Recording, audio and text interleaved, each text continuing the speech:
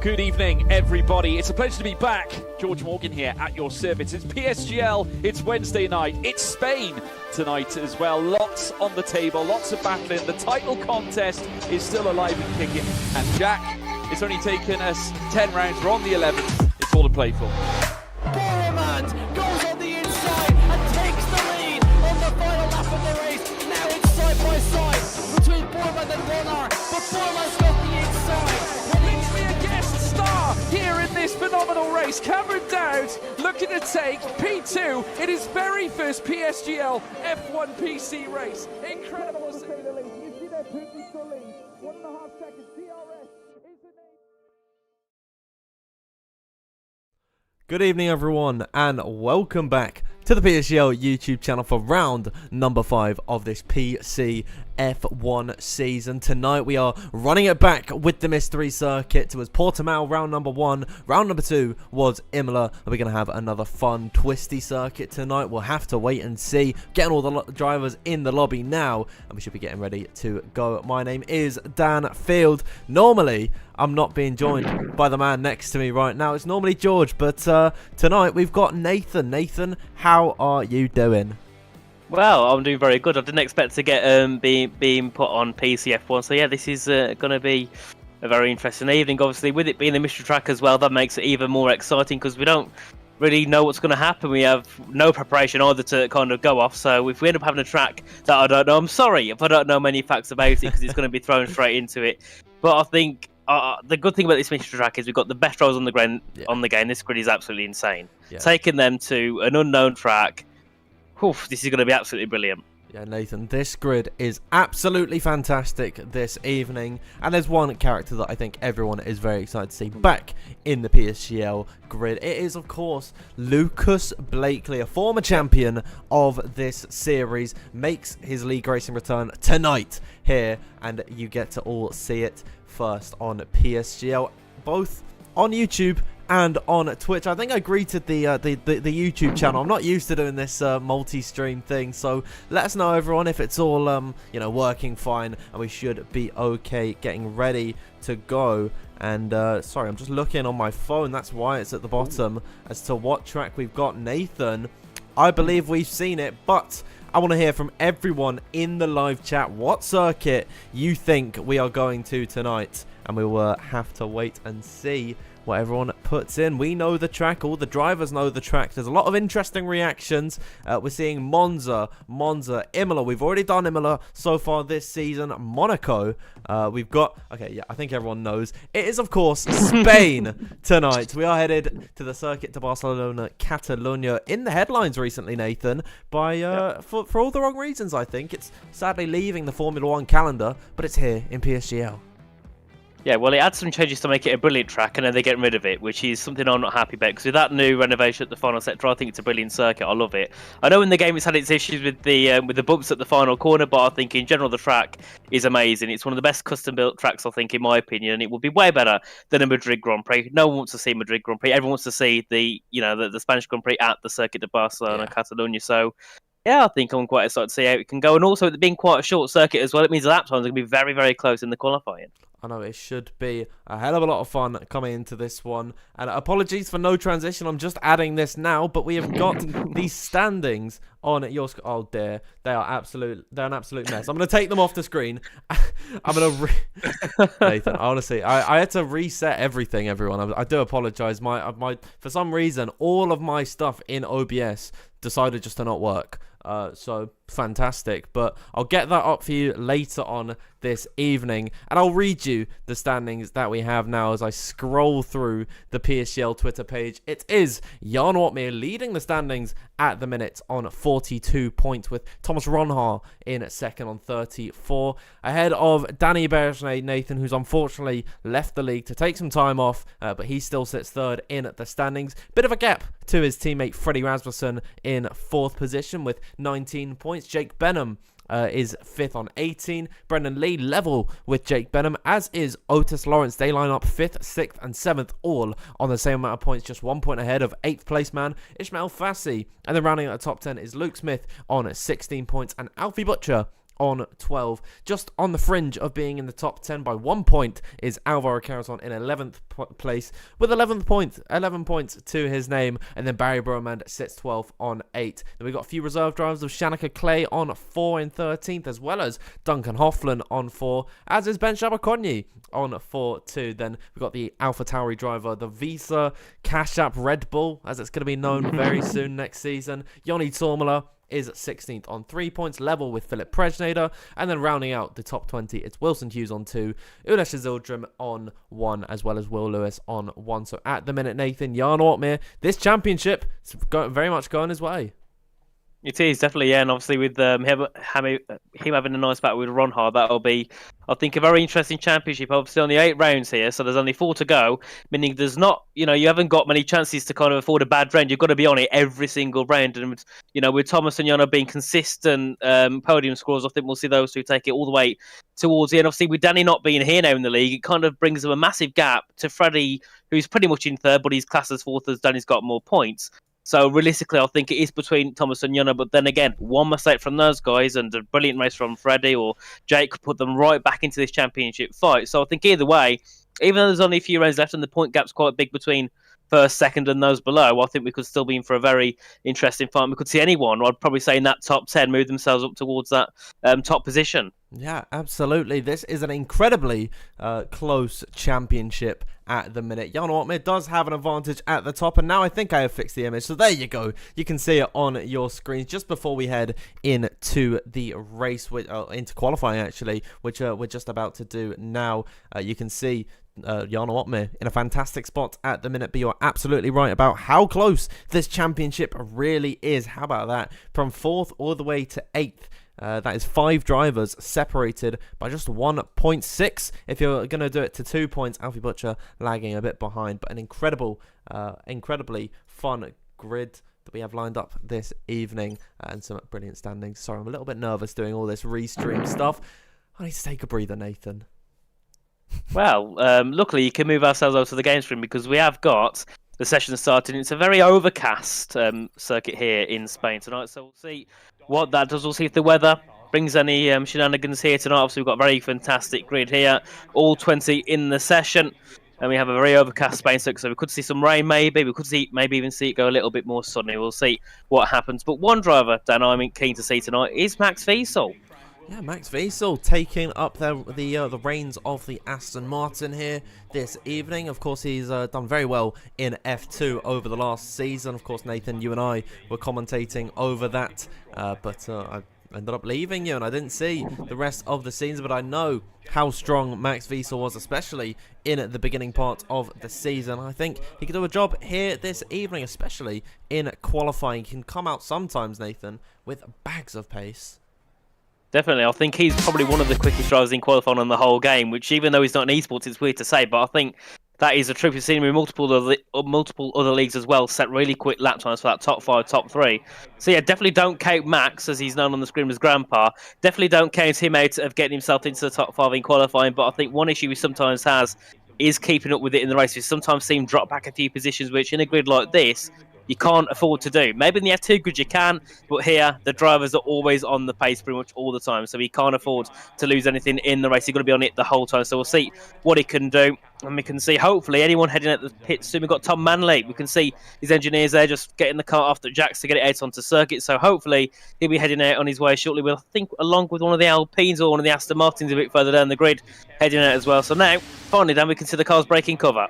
Yep, finally, we've got some drivers out on circuit. And is it? No, it's Wilson Hughes coming out first, teammate to Lucas Blakely this evening. And you alluded to it, Tom Manley is also coming out on to the circuit. Tom Manley, of course, the driver to be taking the spot of Danny Berejnay, who's not competing with us for the time being in this season. It's a shame that when one new driver comes in Lucas Blakely, we have to lose another in Danny Berejnay. It's a real shame. Danny is not here, but of course the results of Canada didn't go quite in his favour and they were determined to have stood, so it's a real shame But yeah, we'll move on from it from now. Very excited to see what Tom Manley can do here this evening around a circuit that I've not seen in quite some time. But one thing I've just noticed as well, Nathan, very interesting to see, Tom Manley, 15 minutes to go in this session, out on a set of soft compound of tyres. Wilson Hughes and Alvaro Carreton and the like, you know, Jed Norgrove. It's actually Jed Norgrove's on a set of the softs as well. Seems like they're evenly split between the intermediates and the softs. Yeah, well, we know these two, obviously, are teammates are at the AlphaTauri side of the Red Bull team, so they're both going with the same strategy, going out early onto a set of softs and trying to get that first banker in now. That could mean a couple of things. First of all, it could mean they want to do something different, but it could also mean maybe they're not too confident with qualifying around here on this circuit. Jed Norgrove's actually just begun his lap. He's heading down towards turn 1 currently, so he's got underway very quickly. Obviously, 14 minutes left to go, so at least Dan, this gives him a bit of a buffer. Just say he makes a mistake on this lap, he can head back in, go out again, and not really lose much of an advantage that the others would have had. Yeah, it's very interesting to see how early Jed Norgrove has actually decided to come out now, but we'll have to wait and see how his lap gets underway. 22.663 in the first sector. By no means is a bad sector time. He looks very competent through the first and second sector. I really do enjoy this Spanish circuit, so it's sad to see it leaving the calendar very soon, but it's good to see it on the PSGL one here this evening. I think it's a great choice from both Big C and Louis Dupont. Kryptonite, as he is better known, now off the exit of turn number 9 and in towards the new reprofiled third sector. Nathan, it's a beautiful part of the track, of course. Formerly was so horrendous to drive, but I think now with these new innovations they've absolutely nailed it. As Jed Norgrove comes through the final couple of corners. We'll see what his initial lap time here is along this Spanish Grand Prix, opening up that DRS and coming towards the start-finish line. It's 11.5 to start off the session. Indeed, we can see Tom Manley coming through as well, up in towards turns 13, and there we have the double right-hander at turns 14 and 15 to tackle through in the Red Bull. So it's a 111.5 to start it off. We'll see what Tom can do. Can he try and beat that time there from Jed Norgrove? Heading out the final corner up towards line. Will it be for Manley? Up into second there, about a half-tenth back off of his AlphaTauri teammate on a 0.613, so not the worst time in the world, but definitely some improvement will be needed. We've got Luke Smith as well on a lap. He's heading down towards turn 1 currently to begin his first lap on the softs. We've also got Max Fiesel, Nicholas Longay out on the softs as well, so now down we can see a few more drivers heading out onto those slick tyres only. 2 or 3 went out on inters, which is not normally we see normally quite a few more. As you can see, Shanaka Clay as well heading out for an out lap in the AlphaTauri. So we'll see what Luke Smith can do in this first set. I think it was a 23.4 or something there in that first for Luke Smith. We'll see him heading out of turn 5 down towards the TV3 chicane at turns 6 and 7. We'll watch the car just fly through down to 4th gear, gets back on the panels early, hops that yellow curb, not too ideal for Luke through there. As he heads up towards turn 9 at the big right-hander, flat through there as you head now with some DRS in towards turn number 10. We'll see what his middle sector will be. It's a 50.216 for the split for the first and second here for Luke Smith's first lap as he comes up the hill now in towards turn number 13. Just keeps it to the inside, gets back on their power nice and early. In towards the final 2 corners now, we'll see the Alpine go through one of the Red Bulls ahead. That'll be just, I believe, starting a lap as we can see Luke Smith finish his. What will it be for Luke Smith? Up to the line, up into first there by 4/10 to Jed Norgrove. Now that is a brilliant lap for Luke to start it off. Now that either shows that Jed or Tom made a mistake, or maybe the track has evolved very heavily in the past 5 minutes. Yeah, we know how competent Luke Smith is along a qualifying lap, but that is a great time in comparison from what we've seen from Jed Norgrove and Tom Manley. Nicholas Longay is the next up on a lap. He's heading through now the first sector, and he's appeared purple on our track map as, wow, Max Wiesel to the line. I didn't see that one coming out first. 1 minute 10 of the session. I alluded to this, Nathan, at the beginning of the session, that Max Wiesel is very quick around qualifying. He's got yellow flags in the first sector. That's Max Wiesel getting out of the way of Shanaka Clay, I believe, beginning his lap as Nicholas Longay now heads down the stretch in towards turn number 10. Close the DRS. It's a 55.598 through the first and second sector. Take a wide line in through turns number 10 and 11 and keep it pinned to the inside line. Shortest route along this circuit. Very nice and flowing now is this final sector. Nicholas Longay will decide to come back into the pit lane as we're just waiting for more laps to get on the board. But Nathan, one thing that has very much interested me is how overcast this session is, and also how the fact that we're seeing how so many drivers out very early on a set of the soft compound of tyres. It's typical that we see the intermediates for the first 8 minutes of this session. It's only around about now is that when we see these slick tyres. So I'm wondering, is there going to be rain? Maybe not at the end of this session, but potentially in Q2 and Q3. Nathan? Hello, Dan, are you there? Hello, you alright? Oh, yeah, I must have disappeared for a second. You cut out completely. Sorry about that. I hope I didn't disrupt anything. But yeah, we can see Shaneka cross on with the 10.9. I hope my Discord didn't die. I love Discord. Yeah, brilliant Discord. Thank you very much for making it very professional here at PSGL. But we've got a few more people starting their first hot laps. Now we've got the two Hasses, Ulas, and Alfie. We've got Patrick Sipos in the race coach as well. He's heading through in towards turn 9. Currently, we'll see what he can do in this second sector. I believe it was a 0.0 from Shaneka Clay. What will it beat from Sipos? A 50.1 there. So around a 10th down from what Shaneka's time was. So could pop himself just ahead of his teammate Luke Smith, depending on his third sector as he heads up towards the final parts of this circuit, towards that final sector. Bit of a slide there from Patrick coming through that. Losing a bit of time, especially in his high-speed section. You want to have as much minimum speed as you can through the final corner at turn 15 up towards line. What will it beat for Patrick Sipos into P5 there? Definitely lost time in that final sector. Ulas Zildrim up into P3. We'll see what Alfie Butcher can do. He's heading through in towards turn 12 and 13 currently. Had a 50 point, I think it was 50.2 in that middle sector combined with the first. So not the most ideal, but still good enough to put him around that P5 area as he comes through out to the final corner at turn 15 up towards the line. What will it be for Alfie Butcher? It'll be an 11.495 there, a little bit further off, but still a decent way for him to open up the session. But that lap from Max Vesel is absolutely magnificent still. Over a 10th ahead of Shaneka Clay, and he's got some very quick drivers all behind who also are very good generally in qualifying.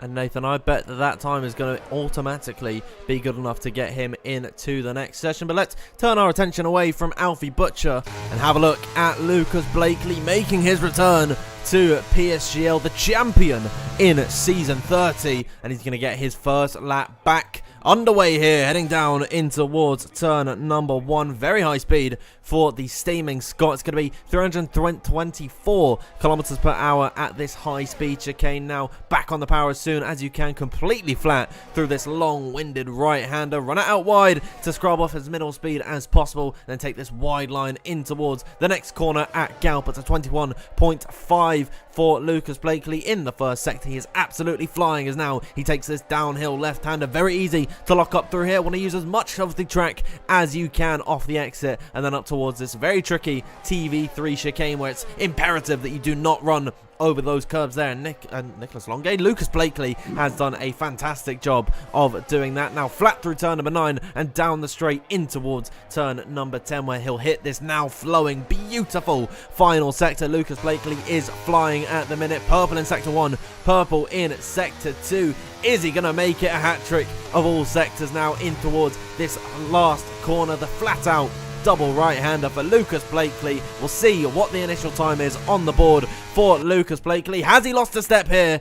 Oh, it's a disappointing 1 minute 11.201 to start off this session. 6th position for Lucas Blakely.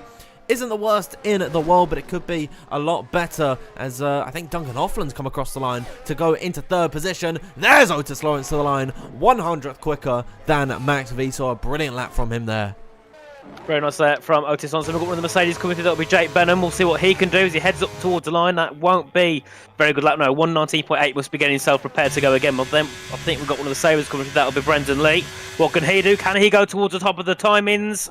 Only P10 from Brendan Lee with a 0.490. That's not ideal at all. We can see Yana Otmir coming through at 50.2 in the middle and first combined. We'll see what he can do in this session. If I'm peaking to 3rd, Jed Norgren, I believe that, popping himself up into 4th with a 0.950 there, just getting ahead of his teammates as Nicholas Longay now into P4 2000, separating the two Ferraris. We'll see what the Flying Dutchman Yana Otmir can do through the final corner. Can he get himself a little higher than his teammate? Well, I hope he can. Jake's on a 119.8 and he will, but only P12 there for Yana Otmir. That's not ideal, considering the gap to the front is about 3/10 ahead, so that is definitely not what he would have wanted, but he's got more time to go. We've got Ishmael Fassi coming through as well. What can he do as he heads up towards the line? Will be P5 for Ishmael Fassi. Very nice that time from him, but look at the times there between P1 and P7, separated by just over 1/10 of a second. Yeah, incredibly close times as we're coming towards the end of this first session. I'm trying to see if anyone else is on a lap. I believe Jake Benham will be coming through the final corner now to complete his run. He's already got a little bit of wear on this set of the soft compound tyres, and his time at the minute is not good enough to get him out of Q1. He is currently in the drop zone alongside Brendan Lee, Alfie Butcher, Alvaro Caraton, who's not got a lap on the board at the minute, and Thomas Ronhard doing a last to first challenge to kick off this Spanish Grand Prix. Should be very interesting to see what Thomas Ronhard can do. If you cast your mind back to last week, it was a disaster for the Dutchman. Of course, already a winner in this season, was looking to make it a second win of the year, but of course a crash with Freddie Rasmussen and then Tamas Gao getting caught up in it. It was a really unfortunate scenario for him, a race-ending one at that, and fingers crossed nothing like that happens this evening. As who is in the final couple of corners now, I think it's one of the Alpines. Luke Smith is going to come across the line. He'll put himself in to P7, just 3,000 off the back of Jed Norgrove, who himself is 3,000 off the back of Ishmael Fassi. So Nathan, that is another driver into that 1/10 of a second threshold to Otis Lawrence. So with about 4 minutes to go, I believe, 4.5 minutes left to go in this session is all but over. Definitely, I think all those probably in the top five, fifth and below, probably need to go back out again to, stop them from being eliminated possibly in this Q1 session. We've got Alvaro Carlson coming through. He's going to head back into the pit, so still no time set from Alvaro Carlson, which isn't ideal going into this session. He's going to have one last chance to get himself out of Q1. Obviously, currently in the drop zone, we have Jake Benn and Brendan Lee, Alfie Butcher, Alvaro, and obviously Thomas, who's going to retire anyway.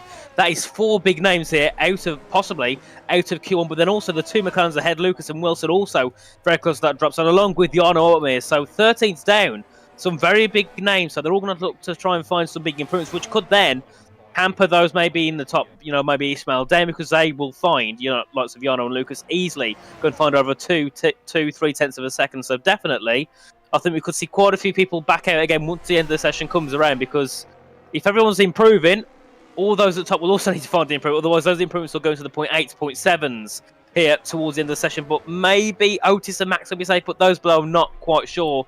So we'll see what they choose to do anyway. The 2 McLarens on an out-lap, Duncan Hoffland also on an out-lap. Very good performance from Duncan so far in qualifying, 1 in P9 at the moment. So we'll see what he can do in the next part. Hopefully he can get himself through to Q3 along with his teammate for tonight's Max Wiesel. The Aston Martin should be very happy with the result they can get here in qualifying tonight. Alfie Butcher is on a run at the minute to save his qualifying session. Just 3 minutes left to go. He's up by about 0.2 of a second. Otis Lawrence believing he is safe in this session. He will retire in the pit lane. But here comes Alfie Butcher off the exit of the final corner now to complete this run. At the minute, his improvement is not enough to get him into the next session, but he found it all in that final sector. Puts himself into P8 for the time being. Is that going to be good enough? We'll have to wait and see. Wilson Hughes has just begun his lap. His teammate Lucas Blakely is beginning his. I believe Wilson Hughes is the furthest up on a run at the minute. Most drivers are choosing to either stay in the pit lane or come out for their outlap. Very interesting to see the likes of Patrick Sipos and Jan Ortmeier leaving it to the very last moment. Wilson Hughes ever so slightly down in that second sector, but he has appeared purple on the track map there. A little bit inaccurate, I believe, unless he's just found bags of time, but a big slide through turn number 13 for Wilson Hughes. His lucky number as he comes now through the final corner. He'll dive it into the pit lane, or he's going to slow it down. I think that might be qualifying potentially over for Wilson Hughes unless he's able to get around once more. It's going to be a struggle, isn't it? Especially depending on what he's got on the field, because he's in P16 at the moment, so he definitely needs to find an improvement. Lucas Blakely is coming through in towards turn 10 shortly. He's got a few cars ahead, so hopefully they all move out the way in time for Lucas to head down. What's he up by in that second sector, up by 2/10, so that would be good enough to currently put himself just into that top 11 though, so he needs to find something in this final sector. A few cars ahead. Look at the 2 Hasses will be continuing on, so Lucas doesn't need to worry about those two getting in the way as he heads through the final quarter. What can Lucas Blakely do? Can he get himself a little bit higher than P15 as he heads up towards line? What will it be for Lucas Blakely? Up into P6 there. Lots of time found in that final sector. We've got Duncan Hoffland on an 8 lap as well. We got Wilson Hughes, who I think, how long we've got left on the session, I don't know if he'll get back round again, because he's only just coming through in towards turn 9. So he might just about make it, but then again, it depends if he's got the battery and fuel to do so.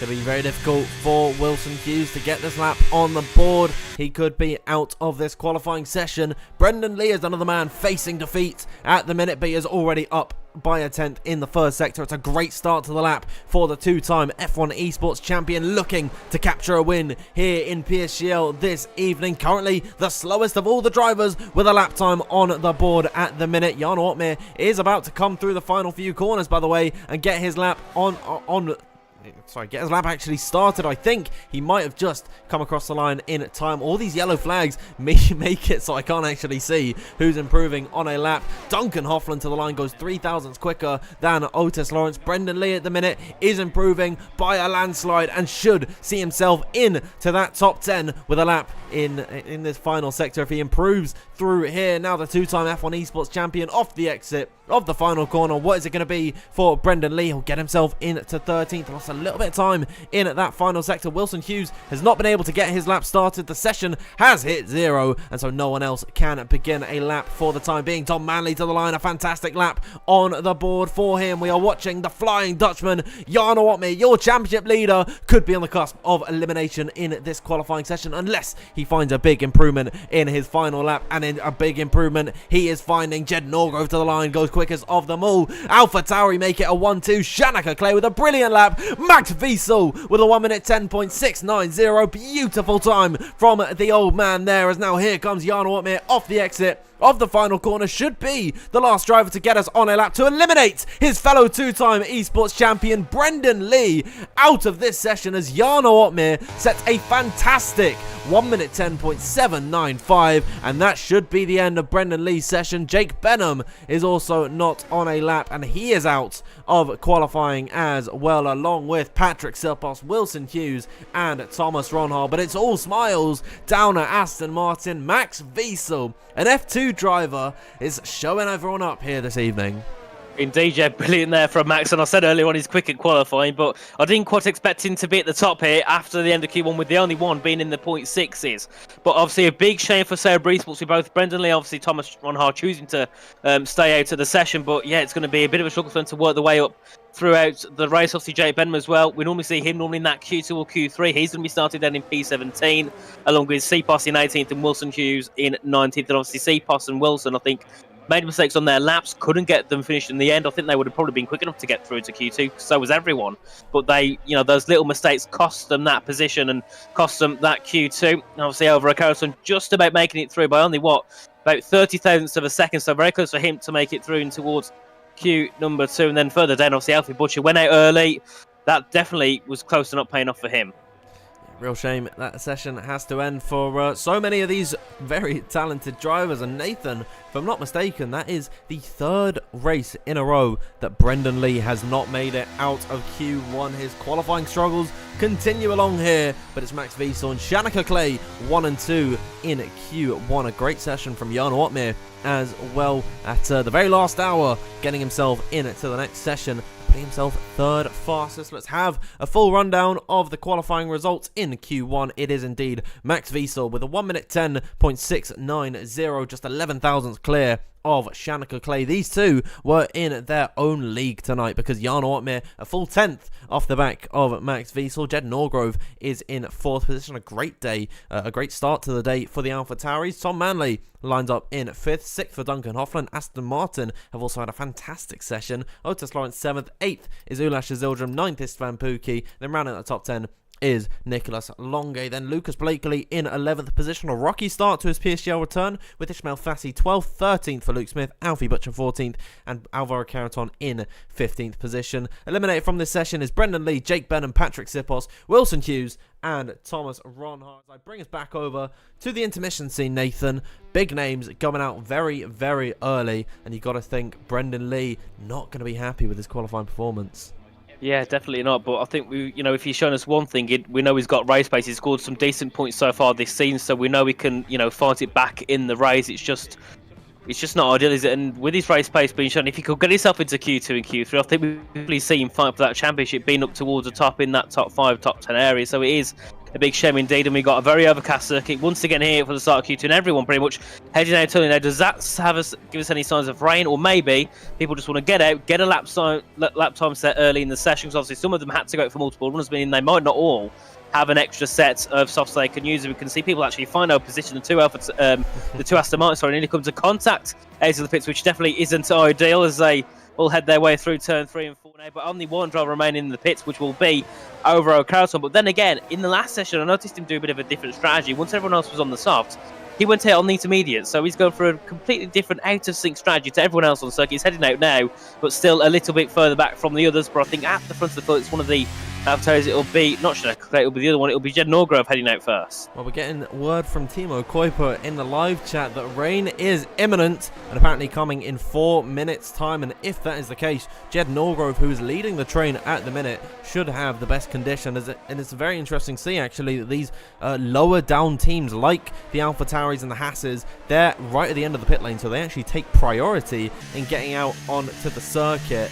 And in times like these, Nathan, that is when it's really just luck of the draw as to where your qualifying box actually is. So Jed Norgrove should have some very good conditions. Very interesting to see though the Williams, right at the back of the train here, considering the fact that Williams is way down in the pit order box. But nevertheless, here comes Jed Norgrove getting his lap underway. At one point was fastest in Q1, fell down the order ever so slightly, ended up in P6. A great qualifying session from a man who's been very surprising in recent weeks. He's definitely been very, very consistent at getting himself into these top 10 scenarios, and it could look like he's doing the same thing today as he comes in towards the end of the first sector. It's a 21.562. That indicates he's pushing to some degree at the beginning of this run. This is, I'd imagine this is a fresh set of the tyres, because if they were a bit worn, you'd see maybe 22 flats or something in that first sector. I'm not too sure, but nevertheless, Nathan, Jed Norgrove looking very confident here. And from my screen, it looks like there's a little bit of spot of rain there coming through towards turn 7. I think it's raining here on circuit. And now this could be the first one across the line to pretty much get through all those at the back of the field. The McLarens, two Williamses could be into the session here. Very quick to start raining. We'll see what lap times come through. Jed Norgrove luckily getting himself out first, along with the 2 Hasses and the 2 Aston Martins. We'll see what he can set here in this session as he comes through in towards the final 2 corners. Now, what will it be for Jed Norgrove? It will be a little bit slower than normal with that rain starting to come down. It'll be 1 minute 10 and 1 minute 11.2 for him. Then we've got more times coming through. Alfie Butcher with the 0.0. Then we've got Ursula Zildrim, Duncan Hoffman to the top, Shanika Clay to the top with a 10.9. As we can see, that'll be Max Feasting to P2. We've got Nicholas Longay coming through as well. What can he do for the Ferrari team? Yes, from Pookie into the top 5. Nicholas only in P7. Yano what may come through. Where does he go? Yano into P8. That's not ideal. We can see more times coming through. Ishmael Fassi in 11th. We've got, that will be Lucas Blakely in 11th. Rain, Dan. That could be Lucas Blakely out of Q2. And is that the Q2 order already decided? Has Shanika Clay topped Q2 within 4 minutes, 3.5 minutes of this session beginning? Have we lost, whoops, as I bring up the Steam screen, have we lost Lucas Blakely, Ishmael Fassi, Jed Norgrove, Ulash Zildrim, and Alvaro Carreton right from the offset? We'll have to wait and see. I mean, wow, what a way to start off this session. The rain beginning to clatter down. It's an AlphaTauri at the top of the order. Shanika Clay is having a fantastic career revitalization. I alluded to it on Sunday, but Shanika has been so good recently joining one of PSGL's partners, Sim Racing Centre, and it's clear to see, Nathan, that if you get some setups from there, you head over to the Sim Racing Centre website, you can get as quick as Duncan Hoffland and Shanika Clay, the 2 SRC esports drivers, 1 and 5 on a PSGL F1 grid.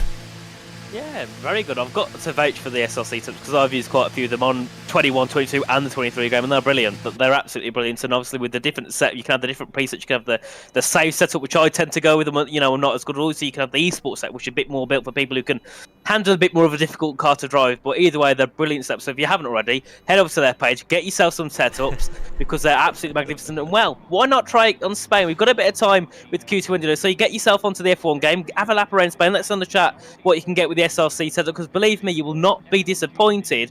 But Dan, I can see now the rain coming down more and more in the pit lane. That could be it over. Well, that's what. It's Lucas Blakely, another big name, another esports champion, out here. In this time, it'll be in Q2. Yeah, we just had a whole infomercial in the middle of Q2. That was fantastic. Vouch for them and everything. Head over to Sim Racing Centre. But indeed, Lucas Blakely clearly hasn't got his SRC setup engaged. Neither has anyone in the bottom 5. A real shame to see so many drivers so close to making it into the next session. But if this rain remains, we're not going to see any quicker times than what we are. Yeah, Lucas Blakely's coming back out. Very interesting. On a set of the soft compound tyres, he's not going to go quicker, I can tell you that for free. Lucas Blakely and a few other drivers actually going to fill us up with some screen time. We've got Luke Smith and Jan Watmere all out on circuit. It's good to see them at least giving it an attempt to, try and improve on their lap of such. But yeah, multiple other drivers actually coming out onto the track. Ishmael Fassi, another driver in the drop zone, as is Jed Norgrove. I wonder if this is a scrub set of tyres and they're just trying to get used to the circuit more and more because, of course, Nathan, with the mystery track, they're not going to have any practice coming into this week. So, why not run as many laps as you can in these very interchangeable conditions? Maybe rain is expected in the race. Well, we just don't know. But I think it's very smart for these guys to come out on circuit and continue to get a feel for this beautiful Spanish Grand Prix track.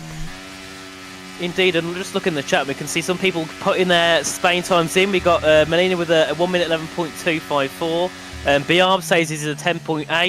Goato says a 10.7. So we see the SRC setups are good. We've got drivers in the 10s, and that is very quick because here we also see drivers a lot in the 10s. So, you know, they're very good setups. You can see evidently in the chat also the community liking the SRC setups. But we can see a few more drivers now coming around to begin some more laps. We've got Lucas Blakely heading through in towards the final two corners, the double right hand up, the new section of this circuit. We'll see if he can try and find anything here in this session. I don't think he can, but we'll see what he can do. Maybe he could find some little bit of an improvement somewhere. If it's enough to get a Q2, sorry, I'm not sure. But then again, he's only 7 thousandths back off Nicholas Longe. So if he can find a blistering first corner or something, he could maybe get him through. But he's gone deep at turn one. That could be his lap already over. He's gone really deep. He's took my line through turn one there, which definitely isn't ideal as he heads up in towards turn four. We'll see what he can do, though. Has he got an improvement in his first sector? No, he's down by 3/10. Yeah, bit of hope. Is what we're going to expect for the rest of this session. We've seen some drivers in the pit lane strap on a set of the intermediate tyres. I think Duncan Hoffman and Nicholas Longe are those two. Yeah, indeed, you can see there they've got the intermediates on the car, and once the rain begins to pick up, maybe we could see them. But yeah, Lucas Blakely backing off on this run. There's no way in hell he's going to be able to improve on this lap. But Nathan, tell you something, the rain doesn't seem all that heavy. I wonder if towards the end of the session maybe things will start to dry up ever so slightly. It doesn't look like it at the minute, but we know on this F1 23 game that the weather can change with a click of a finger, with a blink of an eye. You can go from a downpour along the circuit, and then all of a sudden it stopped raining and it's dry within 2 minutes. So maybe something like that could happen. We could just be in for a very light patch of rain here. We'll have to wait and see. We've still got about 6.5 minutes left to go in this session. Most drivers are returning to the pit lane. I'd imagine that's not a good sign for them. Definitely not, no. And I think in the first sector, the range is not too bad because Ulas was only down by just shy of 40 thousandths and Ishmael Fassi was down by only 60 thousandths. And in the second sector, they lost 3/10. So I think it's definitely that higher speed second sector where they're losing more time. The first sector doesn't seem too wet at all. As we can see, Caraton into the pits as well as Ulas Ozildrim as well. We've got Otis Lawrence heading back in towards the pit. So I think they know that it is done here in Q2. And it looks like Lucas, Ishmael, Jed, Ulas and Alvaro could be out here in Q2. Then again, if you're Lucas Blakely, you're in P11, you're not too far back off the top 10, so it's not like your day's done. You can still get some, you can still get some decent points scored. I know for a fact we've seen drivers start from, around P15 and lower and end up getting on the podium. So we know it's possible to move up some key positions in the race. But so far, the top three of Shanaka, Max, and Tom, surely wasn't they the top three earlier on as well? I think they were at one point. I know that all of them were very high up in the order. Jan Ortmere ended up in third by the end of that session. But yeah, Shanaka, Max, and Tom, they've all been able to be up the order at some point. So yeah, really well done to all of them. Seemingly very confident around this circuit. And I'm seeing in the live chat lots of people asking where George is. At the minute, he's somewhere, right? That I don't know where he is, but he's away at the minute. I think he might be in Saudi Arabia, if I'm not mistaken. Yeah. And it's also his birthday. So if George decides to pop into the chat at any point throughout the stream today, please make sure you wish him a very happy birthday. I know he spent it commentating today or presenting something. I'm not really too sure. I need to keep up with his Twitter. But yeah, if you see George or if you follow him on social media, please do make sure you send him a happy birthday. Should be back next week, but hopefully you're all happy with myself and Nathan, of course, taking you through this Spanish Grand Prix where we're just waiting to see something happen out on circuit. You can see multiple more drivers are fitting onto the intermediate tyres. We've got Max Wiesel, Luke Smith, Alfie Butcher, Jan Ortmere. They've all gone to a set of the intermediates. I wonder if we're going to see them out on circuit. Indeed, yes, and I think this would be the perfect time to have someone like Josie Float here, as I know in the past he's many times gave us a nice drift show when it's gone from dry to wet. So it would have been perfect to have him on here on the grid here tonight. But hopefully, at least if they're not going to retire, at least go out and track. Give us something to watch. You know, get yourself a bit of airtime. You might as well. There's nothing else you can do apart from sitting there twiddling your thumbs, waiting for the session. So when we got 4 minutes left to go, so we'll see what happens. And yeah, so I don't expect much, but we'll see. Ishmael Fasty's retired, so he knows for a fact it's not going to improve. Lucas, Jared Doulas and Alvaro are probably sitting there thinking, oh, what it could have been for us in qualifying, but the rain was definitely not what they would have wanted. But then again, in my argument, I'd say, well, you should have gone out a bit earlier, because Alvaro went out very late, and, well, it definitely didn't pay off, as he's, 4/10 off the fastest lap from Shaneka Clay. Yes, the slowest time on the board, unfortunately. Both Williams being knocked out of this session. Very sad to see. We're going to lose the second McLaren as well of Lucas Blakely, and then the first of the Alpha Tauris and the Hasses are being eliminated. And judging by Jed Norgro's performance in the first session, it's a big blow to lose him in this session. But it's also interesting to note that he was actually the first one to complete his lap, so making that mistake somewhere along the run was really his biggest downfall, and that is why he's out of this session. Alfie Butcher retiring. He knows that he is also safe. This rain is not going to let up, and if it does, the track is not going to get dry enough for anyone to improve on their runs. We are 2 minutes and 40 seconds away from seeing drivers in action in Q3. And Nathan, now that we essentially know who the top 10 drivers are, I think now is the time. We might as well, since we're trying to fill time here, who is going to take pole position. You see all of the 10 drivers who are in that top 10 will be fighting it out for pole position. We'll pose the same question to the live chat as well. Let us know who you think is going to be taking P1 pole position. Nathan, who are you going for? See, I want to go for Max Fiesel, but then again, it'd be a little bit of a favourite from F2. But I don't think Max has put a foot wrong today, so it's between Max and Shaneka, but I don't know which one to choose, genuinely. Which car do I like better? Do I like the Visa Cash App RB or the Aston Martin? I think I'm going to go with the Aston Martin. Max Fiesel for pole, in my opinion. Dan, who are you going to say? I don't know what a Visa Cash App Red Bull is, unfortunately. I refuse to recognise it. I don't know. It's very difficult. But you know what? I always root for him in qualifying secretly. I always think he's going to do well. I'm going to say Otis Lawrence to take pole position. He's 8th at the minute, but judging by the gaps we're seeing, that is just over a tenth of what Shaneka Clay did. And I think Otis Lawrence was a decent bit behind him on circuit.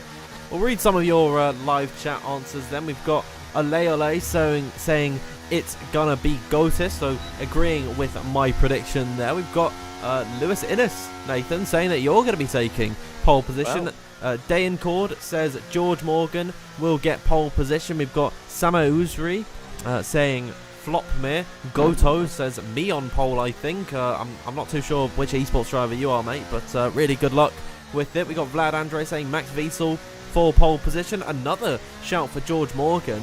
So nice. Where's the love for Dan Field? What's going on here? Yeah. Oh, poor Dan. It's sad, but you know what, Nathan? It's good to see how many drivers are predicting. How many drivers are being predicted to? I've just seen 2 now for Alfie Butcher from User 31 and Formula Esports News. I always do love to tune into those race highlights that you upload. There we go. We got a few Dan. Yeah, there we are. A few Danville predictions. That's what I like to see. I read your messages, everyone. I read every single one of them. So make for the sure win, you're though, nice to Dan. me. For the win. Wow. Thanks. Ooh, it's even better than pole, if you ask me. And yeah, I think. Oh, someone said you've already been knocked out of qualifying, so that's not ideal. And cheers. Oh, someone's crashed in the pits. Tom Manley's binned it in the pit lane. So there we are. And wait, that means he won't go. Oh, that means he won't go through because he's binned it. Oh no, Tom, you silly man. So now we'll only have 9 going through. I think we first learnt that. Was it with Ronha or something? It happened before, and then we all learned that what happens if you do crash in the qualifying session, you will lose your time and you'll end up going out. So it seems we'll only have 9 drivers going through in towards Q3. So mate. Mr. Manley, definitely, yes, I think the Red Bull engineers will be absolutely go mad at him in his ear for that. Because I can't see that being an accident either. Oh, and Lucas has hit him as well. Oh no. It doesn't matter, he was out anyway, but still. Nico, please. Oh, Nico! Nico! Oh, not. Why is... Oh. Wait. Why is Tom's car just sat there? Okay, Dunno. Nathan, that makes no sense to me because Nico couldn't get through and he's... No. Oh my word. Oh, no, what happens here? We've got 8 runners in Q3. I can't see it being restarted. There'd be no way. So it just means that, yeah, 8 drivers voting for pole, it seems, here tonight. Oh my... Why has Tom's car just been sat there? There's no reason for Tom Manley's Red Bull to be sitting there. And then Lucas Blakely was already out of qualifying, so it doesn't really make much of a difference that he's crashed into it. Nicholas Longue coming into the pit lane. There's a whole blockade of cars just watching, just sitting in the middle of the pit lane, and he's just about squeezed through. And he wasn't able to get, unfortunately. That is so sad. I'm going to have a look in the Discord, Nathan. I'd imagine they're not going to be happy. I'll bring us back over to the intermission scene whilst we wait for Q3 to get underway. But that is absolutely ridiculous what has happened with Tom Manley. And it's not his fault that that's happened. He's crashed it in the pit lane, which is very unfortunate. But in these very difficult conditions, he was on slick tyres as well. We've now only got 8 drivers in qualifying. Lucas Blakely.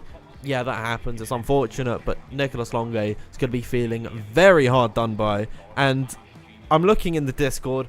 I can't say what he said, but Nathan, he's not happy.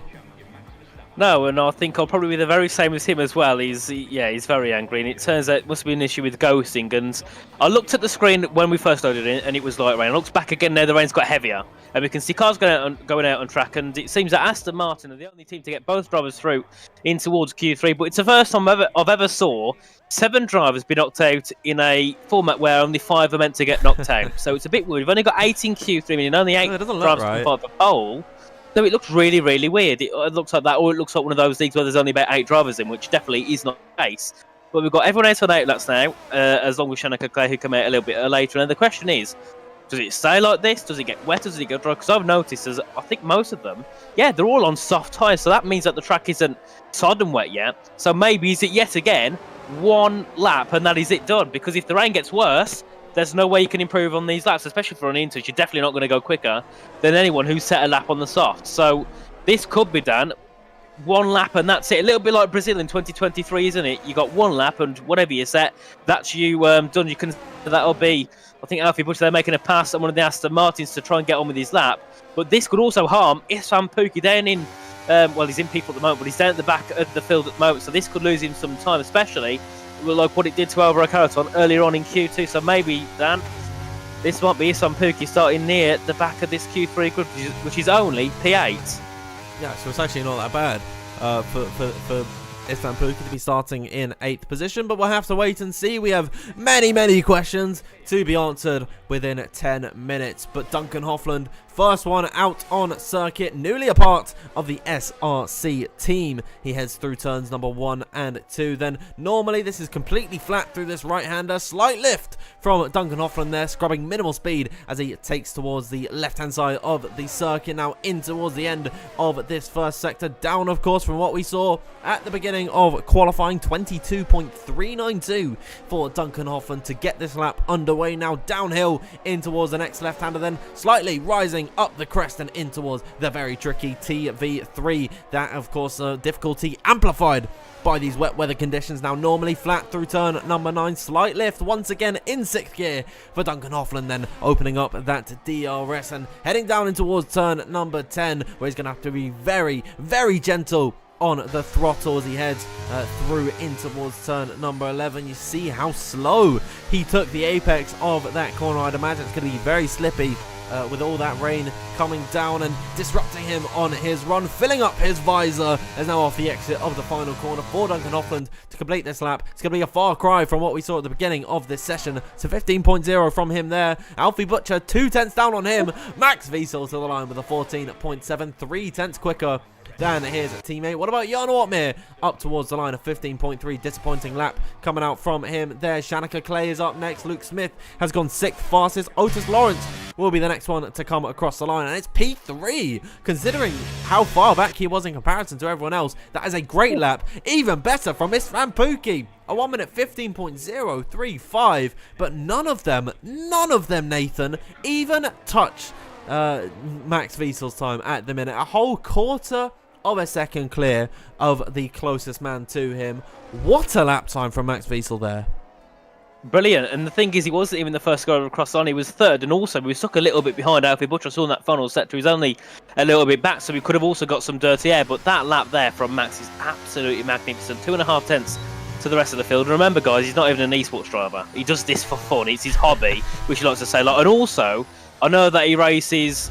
I think he said he was on 240 FPS, which is also meaning he'd generally be slower than those on 120. So maybe, you know, Max is just like, yeah, on the best, but I don't care. I don't want, I don't want to make this a career. I just want to have a bit of fun. And it seems like when the word Max is the first name, it seems to do very well because, yeah, nothing's going to stop that lap at all. And, you saw the likes of me coming through. We know he's not the best of qualifier, but he's 5.5 tenths off that lap time of Max.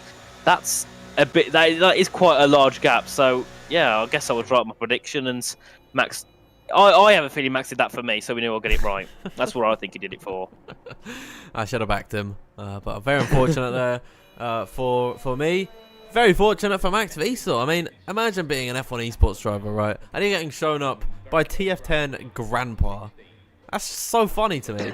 He should have changed his name, really, for this race, but he's kept it as Grandpa, and he's just whacked it on pole, well, presumably pole position, Nathan. The rain looks like it's getting heavier, so I'd imagine we're not going to see anyone else out on circuit, at least on a time that will improve on the previous one set. We've got 7 minutes left to go in qualifying here. Very wet for the most part of qualifying. We'll have to wait and see, though, if it stays this way for the race. Let us know, everyone, in the live chat if you are enjoying, and if you thought Max Wiesel, an F2 driver, would be taking pole position this evening. I certainly didn't expect it. Nathan, you saw it coming from a mile away as more drivers come out onto the circuit. Alfie Butcher, presumably on a fresh set of the softs. We'll see if he's going to come close to his previous best, but you can just see the downpour on circuit. We're starting to get those wet patches, and that is when the intermediates do begin to call. I'd imagine in the next couple of minutes, DRS might be disabled.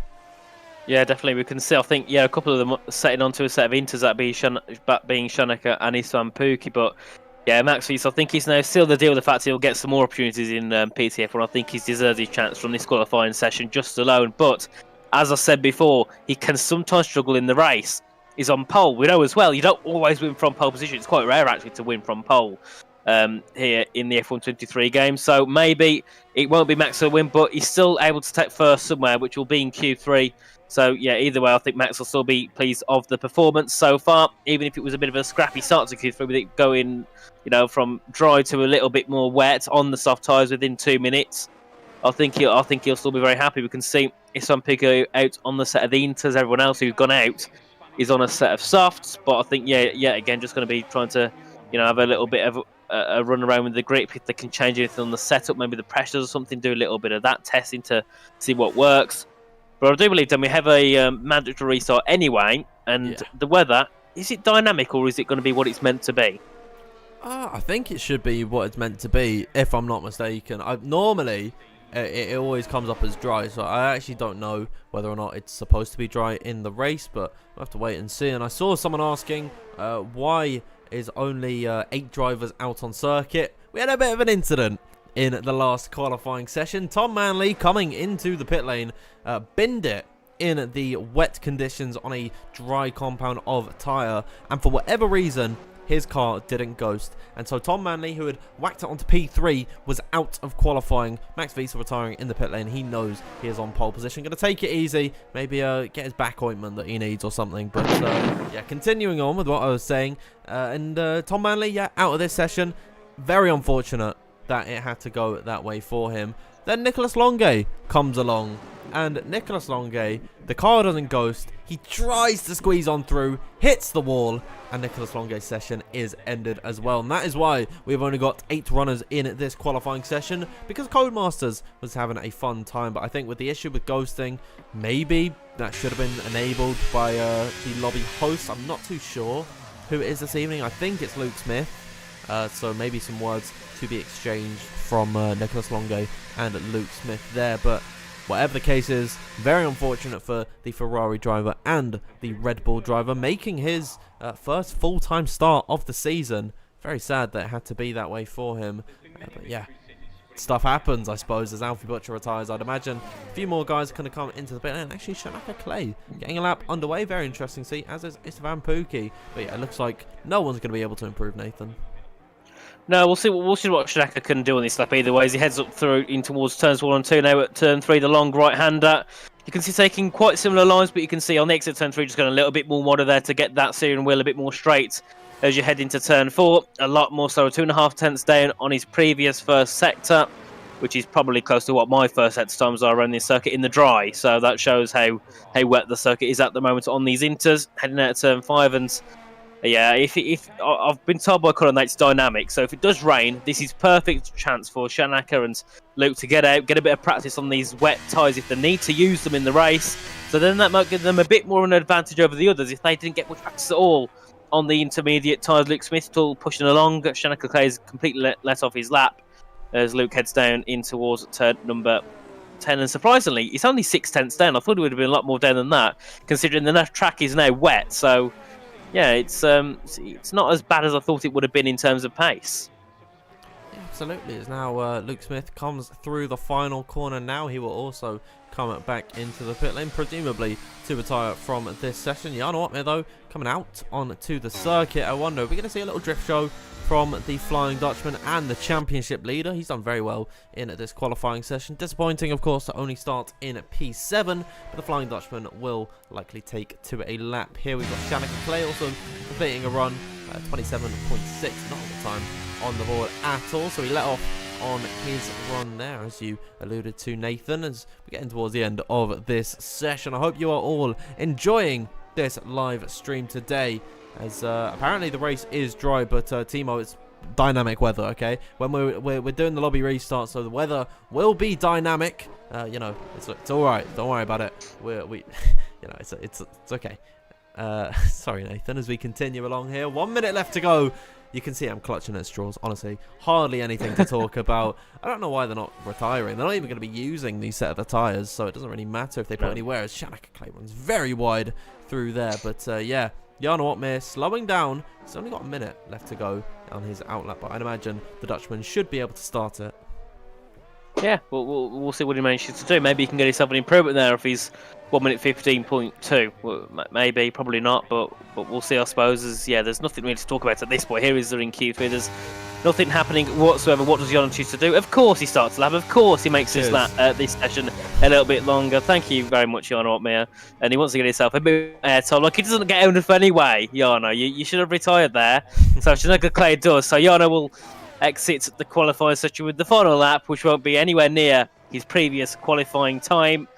But yeah, Max East on pole ahead of his son Pookie is fun. We know there's had a bit of unluckiness recently, not just here, in other leagues as well. He just, you know, he's been starting a little bit further down and he kind of all just unravels. But tonight he can try and fight for a podium. But Aston Martin will be very pleased to have their reserves sitting first and third for the start of this Grand Prix. So I think really, Dan, we got a very interesting top 8, and Jan Ortmeier definitely won't be impressed with his P7. Lucas Blakely not impressed with his P11, and also we've got Brendan Lee, you know, a 2-time champion, down in P16. So many of our quick drivers, many of our champions starting not really in ideal positions for this Grand Prix here at Spain. Yeah, as Jan Ortmeier is completing his lap now, he's only down by 0.4 of a second. Still, for some reason, DRS is enabled in this qualifying run, and it's very rainy on circuit. It's definitely intermediate conditions, so not too sure why we haven't seen the DRS be disabled. But finally, Jan Ortmeier, after taking up enough screen time as is, decided he wanted an extra lap just to himself. He'll slide his way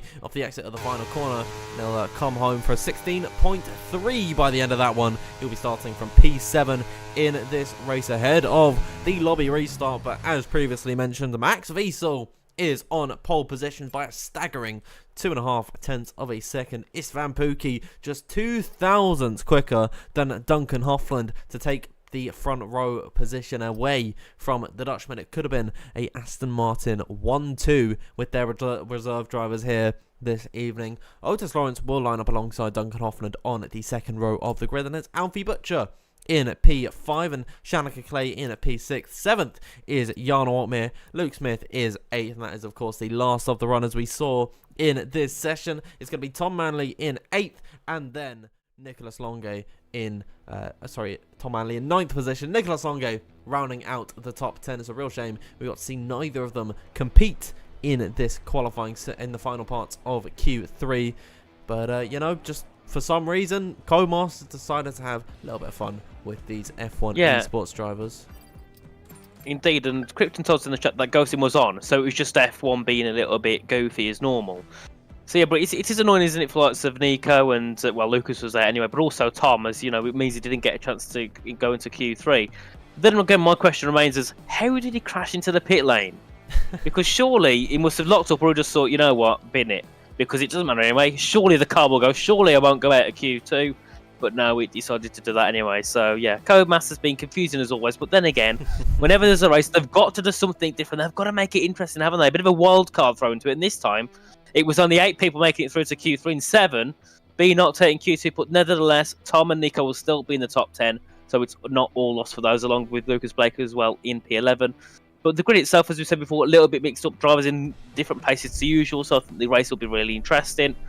But I think one thing I love about Spain is the strategy. Normally you can see quite a few different strategies, which, you know, this game, that is one thing that EA have done brilliantly. The strategies, the race is so much better, because it's not medium hard or hard medium and everyone pitting the same lap. There's actually strategies going on. People can pit 5-6 laps after someone, coming out the pits 10 seconds behind, and ended up getting past within 5 laps, which is brilliant to see when you see people just flying through the field on those newer tyres. So I think in this race, the strategy is going to be a key thing more than anything. I think overall, if it rains, then I don't think strategy matters. But if it's dry, yeah, I think the strategy at this point, with this grid being so, you know, close, I think that kind of knocks pace out the window. I think it's just then down to that, you know, that racecraft, that IQ and strategy element. Yeah, should be a very fun one heading into this race. 33 laps of this Spanish Grand Prix. Before we head in there, let's remind you of the championship standings for the last race at Canada. Jarno Opmeer is leading the way after his first victory of the season, ahead of Thomas Ronhart in second. Both of them starting a little bit lower down than they would have liked. It's definitely a lot more extreme for Thomas Ronhart doing a last to first of sorts. And Jarno Opmeer, of course, starting in 7th position. Danny Beresnate taking a break from PSGL will still sit in 3rd place on 33 points. And Freddie Rasmussen lines up in 4th position with 19 points to his name. Of course, not racing here this evening. It's a good opportunity for the likes of Jake Benham, Brendan Lee and Otis Lawrence, who are just 1 point back from the Great Dane, to possibly jump themselves ahead and in towards that top 5, maybe knocking on the door of that top 3. Ishmael Fassi lines up in 8th position with 17 points to his name, and Luke Smith just 1 point back from him on 16. And then Alfie Butcher rounds out the top 10 on 12 points there. Alvaro Caraton in 11th position on 11 points, with Barry Burman not racing here this evening tonight on 8 points. Then Shanaka Clay, Duncan Hoffland and Bench Jabo Conyi, 2 of those drivers, Shanaka Clay and Duncan Hoffland, starting in fantastic positions this evening, could potentially knock on the door of that top 10. They line up 13th, 14th and 15th position. Joni Tormala in 16th on 3 points, level with Philip Presnader. Wilson Hughes, eliminated in Q1, sits in 18th position on 2 points, and then rounding out the top 20 on 1 point is Ulash Ozildirim and Will Lewis. So heading into this race, in the terms of the championship fight, Nathan, Jarno Opmeer has a great opportunity to extend his lead on Thomas Ronhart. Indeed, he does. Obviously, Thomas being done in P20, we know he can fight back through and get decent points, but it's going to be hard to catch up to Jarno. I think Jarno being in P7, we know his race pace is perfect. We know he always goes for that overcut, which genuinely works out. So we could see him also get a little bit higher than 7th. So yeah, Thomas has got a lot of work to do. Obviously, all those on 18, 17 points, they're not going to be even close to Jarno Opmeer or Thomas's points today. So I think their main thing is just trying to get a good race. If they can finish ahead of those two, that would be ideal. But they're definitely not going to be right behind them at all going into the next round. And I think, you know, all Jarno's got to do now is he's got 4 races left to go. He's just got to keep it clean. He's just got to make sure he gets some decent points. If he can be getting consistent top 5s, I don't think anyone can really take it off of him. Because, you know, Thomas, I don't know if he's going to be starting back from every race. But if he does what he's done here today, you know, you show he's fighting for it, but he's not going, he's not throwing everything at it to go for the championship. He's just having a bit more of a fun, relaxed time. Also, it gives the Sabre Esports team a chance to try some different strategies, start at the back. They can work their way through. So just saying, in real esports race, they end up at the back. They couldn't, they have some strategies to work with. So yeah, I think there's lots of different things going on. Teams taking different approaches, drivers taking different approaches to this season, and also then we've got these series season starting soon, where I think Spain might be on there. So we'll see if maybe this could be a bit of practical. I think a couple of these drivers in this, but we'll also be racing in that championship as well. Yeah, maybe. But turning the attention to the live chat, I see a certain George Morgan TV in there, watching from his hotel room. He says, haha, minimap, Canna Sprite, and PSGL in my hotel room. I'm covered. Happy birthday to the main man himself. Similar to actually Max Wiesel here racing here this evening. George, why aren't you doing the stuff that Max Wiesel can do? Hope you're enjoying your time out in Saudi Arabia, I believe it is. If you haven't already, please, everyone in the live chat, let George know that he should have a very, very happy birthday. I've already seen plenty of guys giving their birthday wishes. Very happy to see all of the love going to the main man himself. Nathan heading into this one, 33 laps of Spain. Normally it's not the best for racing, but now with these new changes to the circuit, of course making it a lot more flowing in that final sector, it should potentially give us a lot more excitement. Yeah, it should. I think we've got a very exciting race ahead. Obviously, with it being dynamic weather as well, we could also throw some changes into it depending on what the weather does. So yeah, I think these 33 laps are going to be very, very interesting. Normally we see those, first couple laps of battle, and then we have a bit of a laid back, but until the strategies come in the pit stops. Once that comes in, that's when all the hell breaks loose and everyone's fighting for positions left, right, and centre on the older tyres or the newer tyres. So yeah, I think the end of the race should yet again be fantastic, and we could see anyone take victory. I think that's the good thing about this game, is anyone can win. Because the strategies, you could try something silly and think, oh, we'll go for it, see if it works. It can then magically work, and you're like, oh, we're in P2 now. When further back, he was in P15. So, I think that's a good thing as well. The strategy is very unpredictable, and you don't know what the other teams are going to do at all going in towards the race. So yeah, I think I'm excited to see what can happen. But Jarno and Thomas will be looking to try and get as many points as possible. But obviously, Thomas has got a lot of work to do from P20 on the grid. Yeah, absolutely should be.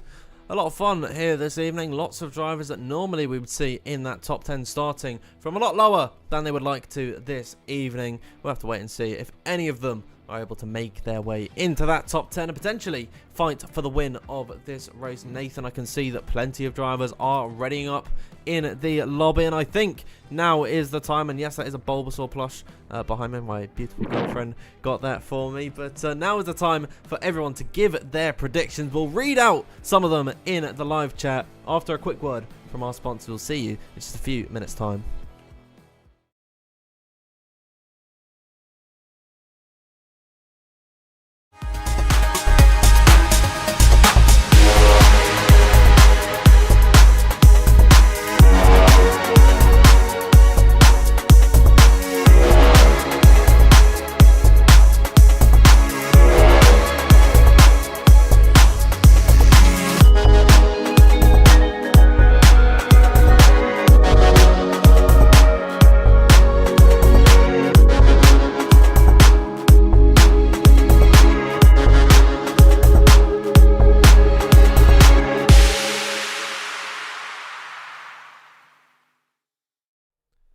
Welcome back, everyone, here to the PSGL lobby. We're just loading in now, and we'll read out some of your predictions in the live chat. We've got Matthias saying Goatmere for the win.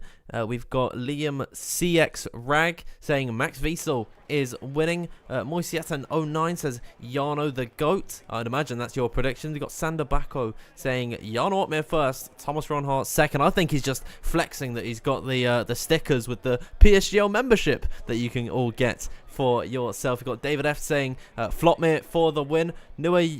I can't say that surname, I do apologise there. Nua saying Tormala wins this. Interesting that he's unfortunately not on the grid here this evening. Tobias says Max Verstappen is going to take victory. Very interesting to see. There's loads of predictions coming in the live chat now. I can't keep up with them. Lots of Jarno Otmere's, lots of Max Wiesels, which I'm very happy to see. Indeed, yeah, I think he can do it. What are you going to say, Dan? I don't Are you going to know. go for the win? I don't know who's going to win. You know what? After DNFing in qualifying, he's had a tough start to this season. Nicholas Longe is my prediction for pole. Pole I'll for go the with win. Max. I'll go with Max. Why not? Go with Max to win the race. We'll have to wait and see. We are getting ready to start off this Spanish Grand Prix. 33 laps of this beautiful circuit, which we are so sad to see leaving the calendar. At least me personally, I'm very sad to see that it is leaving the calendar. We have got Max Wiesel on a pole position ahead of Istvan Pukki, two drivers who have yet to make a big splash on this F1 grid this season. Big names like Jake Benham, Brendan Lee, Thomas Ronhart all starting outside the top 10. 5 red lights here.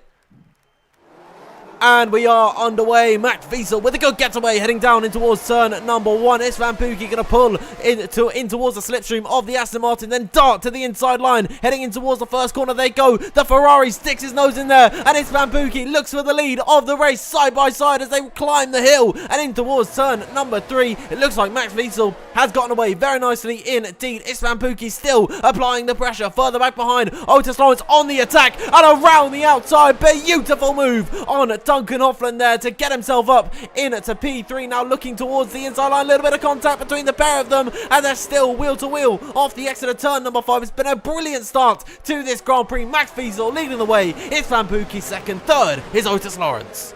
Indeed, brilliant start there from Otis as well. Further back, we can see Ishmael Fassi on the set of mediums looking to make some moves in this race in P11 currently, as he looks to try and get ahead of Tom Manley. We've got Lucas Blake making moves for P8, trying to get himself ahead of Shanaka Clay. To the outside, though, goes a little bit deep as he goes round the outside. That could lose him position, actually, to the car behind, which would be Tom Manley. He gets back up the inside of Shanaka and gets himself back into that top 8 as they head through. Further back, we can see more battle. We can see Benham ahead of, I think that'll be Jed Norgrove down to P16 indeed. Back down to turn 1 we go. And we can see them all fight again for position, and Max Wiesel has kind of checked out a little bit there from Istvan Pukki. That gap there being 4 and now down to 3, 2/10 of a second as they head into turn 1. Can Otis Lawrence look for a move into turn 1? No, he can't. Can Yana Watmere look for a move ahead of Alfie Butcher? No, he can't either. But Brendan Lee down a brilliant start already into P12.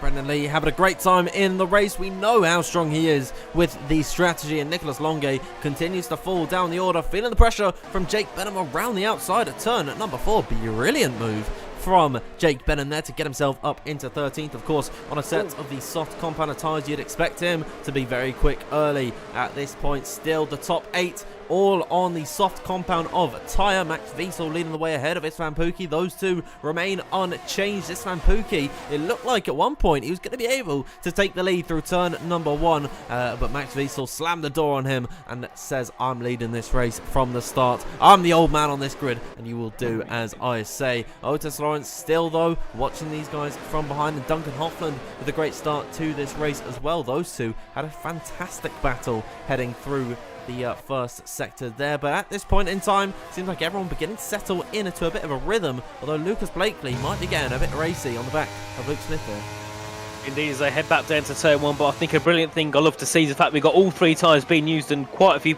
people on the mediums, quite a few on the hards, but a lot of them on the softs, which is brilliant to see. So strategy is going to be all up in the air in this race here tonight. We can see Ishmael Fassi looking to close in on Shanaka, but has actually lost a bit of time in that first couple of corners, so he's obviously made a mistake into turn 1. Further ahead, we can see Blake looking to close in on Luke Smith. He can't find a way, though. However, in towards turn 4, either trying to close in on the Alpini's teammate, though. Patrick Seapost staying in P18. He's not had the start he would have wanted. He's, had a bit of a poor getaway and couldn't really make any moves on that initial start, even though he's on better sides than Alvaro and Jed ahead. So we'll have to see what he can do in the next part of this race. Along with Udas Azildrin got into contact with Patrick Seapost as well on those opening laps, dropped him down to P20 and couldn't really find his way past Wilson Hughes yet again, but they head all down in towards turn number 10. We can see moves being made. We've got Jake Benham there on the back of Brendan Lee to pop himself into P12, and this race started down in P17 now, very close to that top 10. A very good start from him indeed on these opening 3 laps, making those softs work, and now looking to get ahead of Tom, Ishmael and Shaka, who are also on worse side. So Jake Benham here, Dan, could easily be in the top 9 within the next couple of laps. There's a little bit of lag on screen there. Lucas Blakely is closed up very heavily to the back of Luke Smith as Thomas Ronhard gets through on Nicholas Longe. Those two have a bit of history in the cockpit as they're going to run side by side towards turn number 1. Thomas Ronhard will come out on top on his fresher medium tyres, but yeah, it's a bit of a scrappy start. Lots of battling throughout the field, but it's all been very clean, and they're all still following along in that DRS train. Of course, Max Diesel, the only driver on the grid who's not going to be feeling the luxury of opening up that rear wing, so he might be at the mercy of Istvan Pukki and Otis Lawrence in the next couple of laps. But I think, Nathan, the intentions have been made clear from many of the drivers on this grid. They're not pushing to overtake. They're actually pulling out of the slipstream, not to go for a move, but to cool their engines there. So keep your eye out for anyone looking towards the inside. They might not be going for a move, but I'd be rest assured that we are going to try our best to capture every single overtake here tonight. We're on lap number 4, coming on towards lap number 5. It's a long race to go here. Indeed, we can see Jake Benham closing in on the back of Tom Manley once again. He'll be one looking to make moves. He wants to get past his guys on the harder compounder tyres. He heads at the final corner down to turn 1. He's got a decent run, but then again, with that DRS, it kind of eliminates any advantage, but it doesn't matter, bother to him as he gets past. Manley's ahead down to turn 1 now. Who's got the better straight line speed? It's a question. Jake Benham has. He gets a move done down to turn 1 into P11 now. Looking to get on the back of Ishmael Fassi in the Williams on the medium tyre, so will be a little bit quicker and might have a bit more grip than Tom Manley, but it definitely won't be that much at all compared to Jake Benham. Further ahead, we can see Otis Lawrence there closing in on the back of Istvan Pukki for P2. But as we say before, these two not really going to be looking to fight, all just going to be following each other in that slipstream. But Max Wiesel, brilliant start. I know for a fact he's quick around here. He's been quick around this track for many games, so I expect to see him definitely with some pace. So at least you can see he's not really pushing too hard, really. He's not really throwing the car and he's just taking it round. He's like, well, this one's not going to overtake me, so I might as well just nurse the tyres a little bit more. I mean, it's going to be a bit of a slow start to this Grand Prix, but once we get into the pit stop phase, we're going to see plenty of overtakes. So hang in there with us, everyone. We're going to see some action very, very soon, especially due to the fact that these soft compounder tyres, they die off very quickly around this circuit. Alfie Butcher all over the back of Duncan Hoffland, heading down in towards the final corner, but I just don't think anyone in this top 8 is really going to look for a move. What about Ishmael Fassi on the rear of Shanika Clay? He's got a brilliant run off the exit of the final corner and will go for the lead of the race. P9 heading down in towards turn number 1, but it looks like Shanika Clay is going to have a run back at him side by side in towards the first corner. Ishmael Fassi with that inside line and with the grippier tyres is able to make up that position and get himself in to 9th place, but Shanika, those tyres will be able to last a lot longer. He's still all over the rear of Ishmael Fassi, and as the laps go on, he'll gain more and more grip in comparison to Ishmael Fassi. So Shanika, after losing a few places to start off this race, he's the leading hard runner. Nathan, you can't count him out.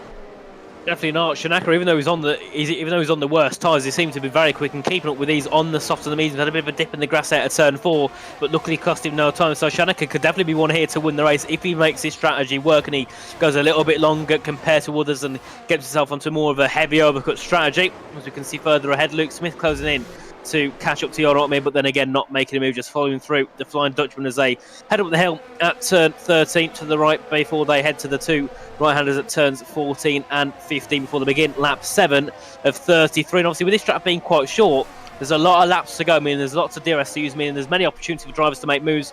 Once it comes down to that crucial part of the race, we can see there Istvan Pukki, Duncan Hoffland just pulling at the slipstream. It's watching a checkerboard going down to turn 1. No one really in single file. They're all just moving out the way and going in a bit of a zigzag shape as they head back up the hill towards turns 2 and 3 to begin another consecutive lap of them all staying behind each other.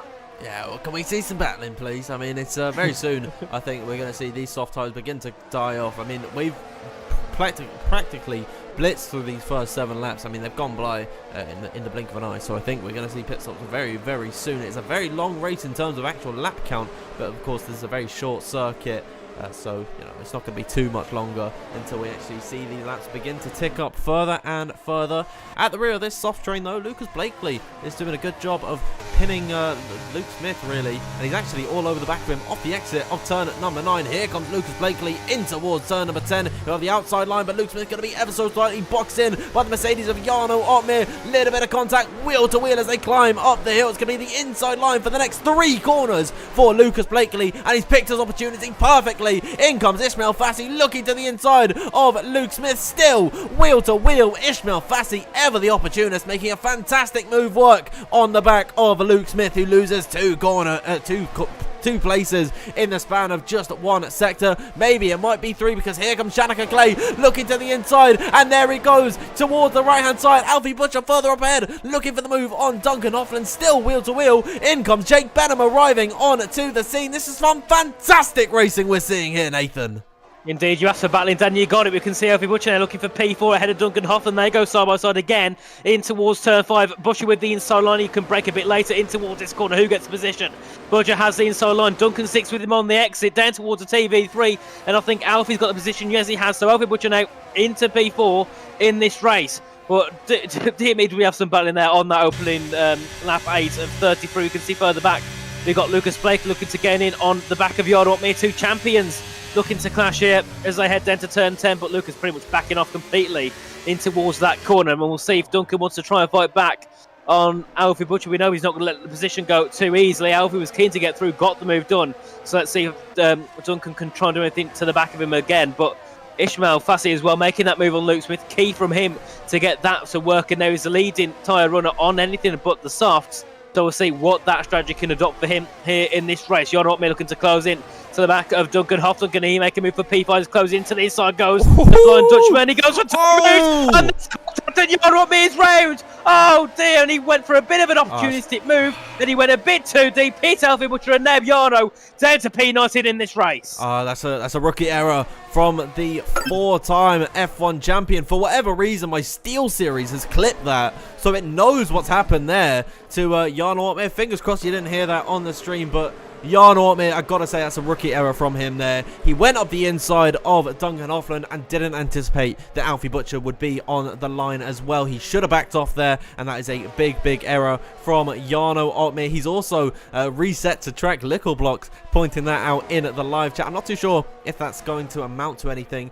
Real shame, though, for the Flying Dutchman, who was looking to be in such fine form coming into this race, off a race win, in fact, from Canada, and is now right at the back of the field, along with Ulan Zildjian, who I think has some damage because he's lost a hell of a lot of time to the back of this train. But Alfie Butcher still remaining in P4, Duncan Hoffland still remaining in P5 after all of that that drama. I mean, that just unfolded in the blink of an eye. It was incredible to see. Thomas Ronald getting through on his teammate further back behind. Istvan Pukki still following in P2, but it's lap 10 of 33. It's a real shame that it had to end for Yardo Up Mere that way. Indeed it is, but we'll see if he can try and get himself some points, but I can see it being quite unlikely. Now he's at the back of the field on what would probably be the worst size at this point with those soft speed 9 laps, so I don't think he can kind of make much work with that at all. So definitely a big shame for Yardo, but then again, you go for a bit of a silly move sometimes and it definitely won't pay back whatsoever. But we can see the likes of Duncan there looking to close in back again on Alfie Butcher. I believe none of them got damage, which is a good thing to say. There's obviously a bit of damage for any of them, could have definitely ruined even more races here tonight. We can see Ishmael Fassi looking to gain in on the back of Lucas Blakely. He can't really make a move yet, he's just keeping behind, moving out the slipstream for a little while as they head into the braking zone at turn number 10. Further ahead we can see Duncan Hoffman being closed in by Lucas Blakely very quickly, and it seems like Duncan, even though he's on the pace of the others, it seems like everyone is going for a move on the Aston Martin. We had Yardo Up Mere go for it, we had Alfie Butcher now. Lucas Blakely looking to try and get through on Duncan Hoffman, so we'll see what happens down to turn 1 on this time. But then again, Duncan's also very close to the back of Alfie Butcher as they head down to turn 1. He can't catch a break, Duncan Hoffman. He's got Lucas Blakely all over the back of him, who has Ishmael Fassi all over the back of him in towards turn number 1. There goes Ishmael Fassi up the inside of Lucas Blakely, makes the move stick very cleanly indeed, and I think those medium tyres are going to be in some fine condition in comparison to those soft compound of tyres strapped on to the top 5 ahead of the young Spaniard, sitting 8th in the championship at the moment. He has a great opportunity to leapfrog many drivers who are outside of the top 10 at this point in time. So Ishmael Fassi is in a great position at the moment as they continue along on lap number 11 of 33. This time by, we're going to be 1/3 of the way through of this Grand Prix, so it's gone by very quickly already. But for all 11 of those laps, it has been a Max Wiesel at the front of the order. A fantastic showing from the man who calls sim racing just a hobby. He's like Kimi Räikkönen He's the Kimi Räikkönen of league racing. He's actually pulling away from Istvan Pukki, so he's really shoving up these youngsters here this evening. Could potentially invite the likes of Otis Lawrence to maybe go for a move on the back of the Ferrari car. And Otis Lawrence now heading down in towards turn number 1. Will he activate the battery and try and go for a move? Doesn't look like it. For the time being, he'll sit back in at P3 for the time being. We've got the first pit stop of the day. Jake Benham into the box, and he'll strap on, I'd imagine, a set of the hard compound tyres to go to the end of this race. Indeed, we can see Chaneka looking for a move on Luke Smith, trying to get a good run into turn 1. Got a decent run around the outside, has got the slipstream down to turn 4, using a bit of battery to the inside of the Alpine. They get close to contact into turn 4. Chaneka Clay to the inside, outside line for Luke Smith. He has the inside at turn 5. Can Luke keep it in there? No, he can't. Chaneka Clay gets a move. P8 now for him as he tries to close in now on the back of Lucas Blake with these hards coming into power now. The stops definitely starting to die for this race. Ishmael Fassey pretty much pushing the Aston Martin Duncan Hoffman through the chicane as they head up the hill into turn 9 before they get a bit of DRS down to turn 10. Can Ishmael find a move here? I don't think he can. I think he's looking for it down towards that first corner further back. We can see Luke Smith now under pressure from Tom Manley as well in towards turn 10. So surely, Dan, I think we'll see some of these stops probably come to the pits within the next 3 laps. 3 or 4 laps time, because they're definitely starting to be beaten by the hards and mediums. We'll see if anyone comes into pits this lap around. Yeah, we'll have to wait and see. It doesn't look like anyone's pulling to the inside, and so it should be a feasting day for Ishmael Fassey if he gets a good exit on the back of Duncan Hoffman, but it doesn't look like it. Heading down in towards turn number 1, he's happy to sit back for the time being and just allow for these guys to run their race. Lucas Blakely closing to the rear of the Williams driver in towards turn number 1, very close to the back of Ishmael Fassey. Wow, at the apex, almost square into the gearbox of him there, as Jan Watmere has also come into the pit lane, interestingly enough, for a set of the medium compound of tyre. It's going to be a stretch for Jarno to get these to the end of the race, but I'd imagine those mediums should be able to just about make it to the end, but he is going to really struggle to compete with anyone else for the remainder of this Grand Prix. The top 17 at the minute, all separated by, they're all in one big DRS train, so it's a fantastic race to see thus far how it's panning out, and they've all been able to keep it clean for the most part as they continue along on lap number 13. This time by, it's 20 to go. Indeed, as you can see, Ron Arnold looking to close in on the back of Tom Manley, so the mediums now looking to be quicker than the hards, so the tyre advantage is swapping around constantly every single lap. We can see Thomas pretty much pushing Tom through as they head up the hill and towards the final couple of corners. We'll see if any moves can be made down to turn 1 by the Sabre Esports drivers. We can see a few into the pits. We'll have Max Wiesel, Otis Lawrence, we'll have Ishmael Fassey. Ishmael very early on the mediums, he's into the pits as well off of his tyres. We can see them all find down to turn 1. Can Ron Haar make a move ahead of Tom Manley? He's gaining in. Is it enough to get an overtake? No, he backs off for now. We'll see what tyres they show. So mediums for Otis. What will it be for Ishmael Fassey? Will it be hard? Surely. Hard, hasn't it? Yeah. I mean, there's so no way to set the soft hard to the end. Yeah. All right. So Ishmael Fassey, he's going to be stretching those hard tyres, and he's going to be a lot slower than all of the medium runners for the first maybe 6, 7, 8 laps of this stint, but towards the end of it, he is going to have some serious pace on his rivals.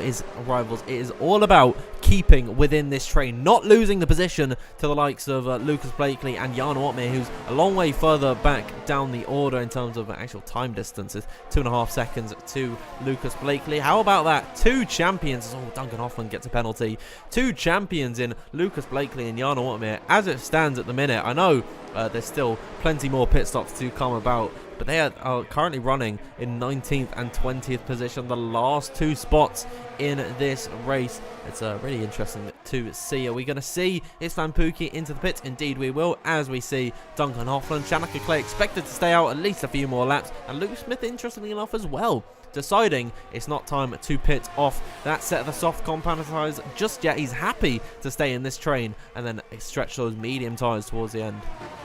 Indeed, we can see the 2 Sabres swapping around. Brendan Lee just getting past his teammate Thomas Ron up as they head through in towards turn 3 once again. Obviously, Istvan and Duncan onto a set of mediums, so we'll see what they can do from there. They'll drop down a little bit further back than the others as they pit in a little bit later. We can see Brendan, though, looking for a move on Tom Manley up into turn 4. Has to go to the outside. Tom's got a decent exit, but Brendan's also got an exit. Can he get a move into turn 5? On the outside, he goes for it. That was very close going to the grass. That is not ideal. Now we can see his teammate Ron Haar being a little bit compromised from that as they head up in towards the TV3 chicane. Thomas had to completely lift, otherwise he would have hit the back of his teammate or at least made a pass, and they wouldn't have want to go side by side when the teammate. So the last thing you want to do is battle hard as they head up in towards turn 9 again. I think Brendan will definitely not be looking to make the move where he did last time around, again as they head in towards turn number 10.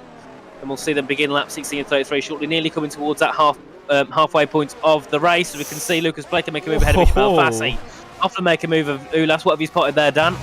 It's Lucas Blakely and Ishmael Fassi. I mean, that was an incredible battle in towards TV3. Very close to contact. Lucas Blakely around the outside of the inside for the second part of the corner. And he makes that move stick. Very nice from Lucas Blakely. Granted, he is on fresher medium tyres. And, well, they're the same age, but the medium's going to have a lot more grip than those hards as it stands.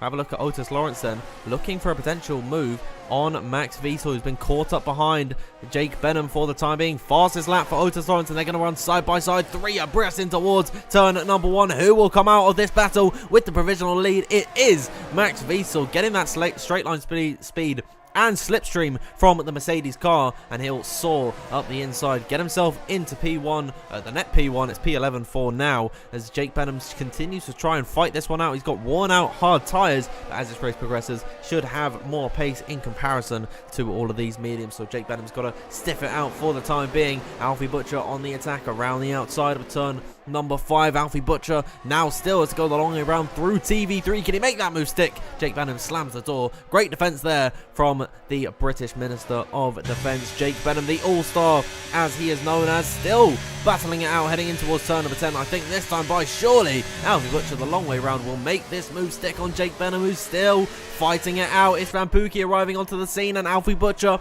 off the circuit. It's Van Pookie looking towards the outside with 1 lap fresher medium tyres. This battle has been going on for near enough a lap here, but Jake Benham just about comes out on top. Indeed, as Lucas Blakely looking to make a move as well. He's gaining in on the back of his Van Pookie. We've got more people in the pits. We've got Alvaro Carrot on Luke Smith and Nicholas Longate onto a new set of tyres. Now Alfie Butcher alongside with Jake Benham into turn 1. Can he make the move this time around? Surely he can. He'll be side by side, has the inside line, has the better tyres, but Jake holds it round the outside in towards turn 2. And there's contact to Jake, half spin trade, and now that's going to be Van Pookie up the inside along with Lucas Blakely and Duggan Hoffland, and that's going to be Ishmael Fassi through on 2 doors. Can he get 3 in towards turn 4? He's going to go round the outside of his Van Pookie. Can't make it work. But brilliant there from Ishmael Fassi. Made 2 moves into 1 corner. Now going to be on the back of his Van Pookie in towards turn 4. We've got Jaden Benham still trying to defend now. Duggan Hoffland on the back of the Mercedes as they head out in towards TV3. Surely Duggan's not going to send it. No, he backs off for now. And it seems at the moment they're trying to, Jake's going to be holding up surely to try and help Yarno in this situation as they head up in towards turn 9. Trying to, yes, again, make a move. Hasn't got the best exit, though, compared to Jake on this time around. And still, Benham trying to hold them all off. But that was definitely a hectic couple of corners. Honestly, we saw Jarno Ortmeier just a few laps ago spin off at turn number 1. We almost saw Jake Benham spin at the exact same corner. That was very reminiscent of Jan Ortmeier's incident. Of course, ever so slightly different, but it's good to see that Jake Benham's still racing in this one. It's probably best for him just to not fight this too hard and try and stay within the DRS train of these guys. Otis Lawrence makes a move for the net race lead ahead of Max Wiesel, and by the end of this, by the end of all the pit stops, he should be in P1. Got plenty of drivers coming into the pits for a fresh set of the medium soft tyres though for Brendan Lee. He's going to stretch them 15, 16 laps towards the end of this Grand Prix. It's going to be very difficult for Brendan Lee to get to the end here, but of course when you're lighter on fuel at the end of the race, you're putting actually a bit less wear into the tyres, so I think Brendan Lee should be okay to get to the end of this Grand Prix. But Nathan, he should be very, very quick in comparison to all the medium runners around him, and I think he will be the one to spearhead the charge towards the leaders. Definitely indeed. We'll see what he can do. Obviously, lots of Nicholas as well. Obviously, he's 5 seconds back, but he's got 4 lap better tyres and lots of Jarno Ortmeier, so he should gain him very quickly. As we can see, shortly, Jarno should probably pass his teammate Jake Benham to get himself into P12 when that is going to be. Probably down towards turn number 1 further ahead. He's Van Pookie on the back of Alfie Butcher trying to make a move for that third place. So Ron Hart takes the lead of the race. Obviously, you can see a few more people, I think, heading to the pits. No, it was just Wilson who's making a pass ahead of Patrick Cepas down to turn 1. We can see now Butcher under pressure from Van Pookie. Isvan moves out the slipstream, so does Alfie, and then they're going to follow each other back in towards that first corner. So no moves being made on this time around, but I'll have a little look at Brendan Lee to see what type of speed he can carry down to turn 1, because we can see Luke Smith making a move ahead of Nicholas Longay. We'll see Brendan probably gain in towards that braking zone.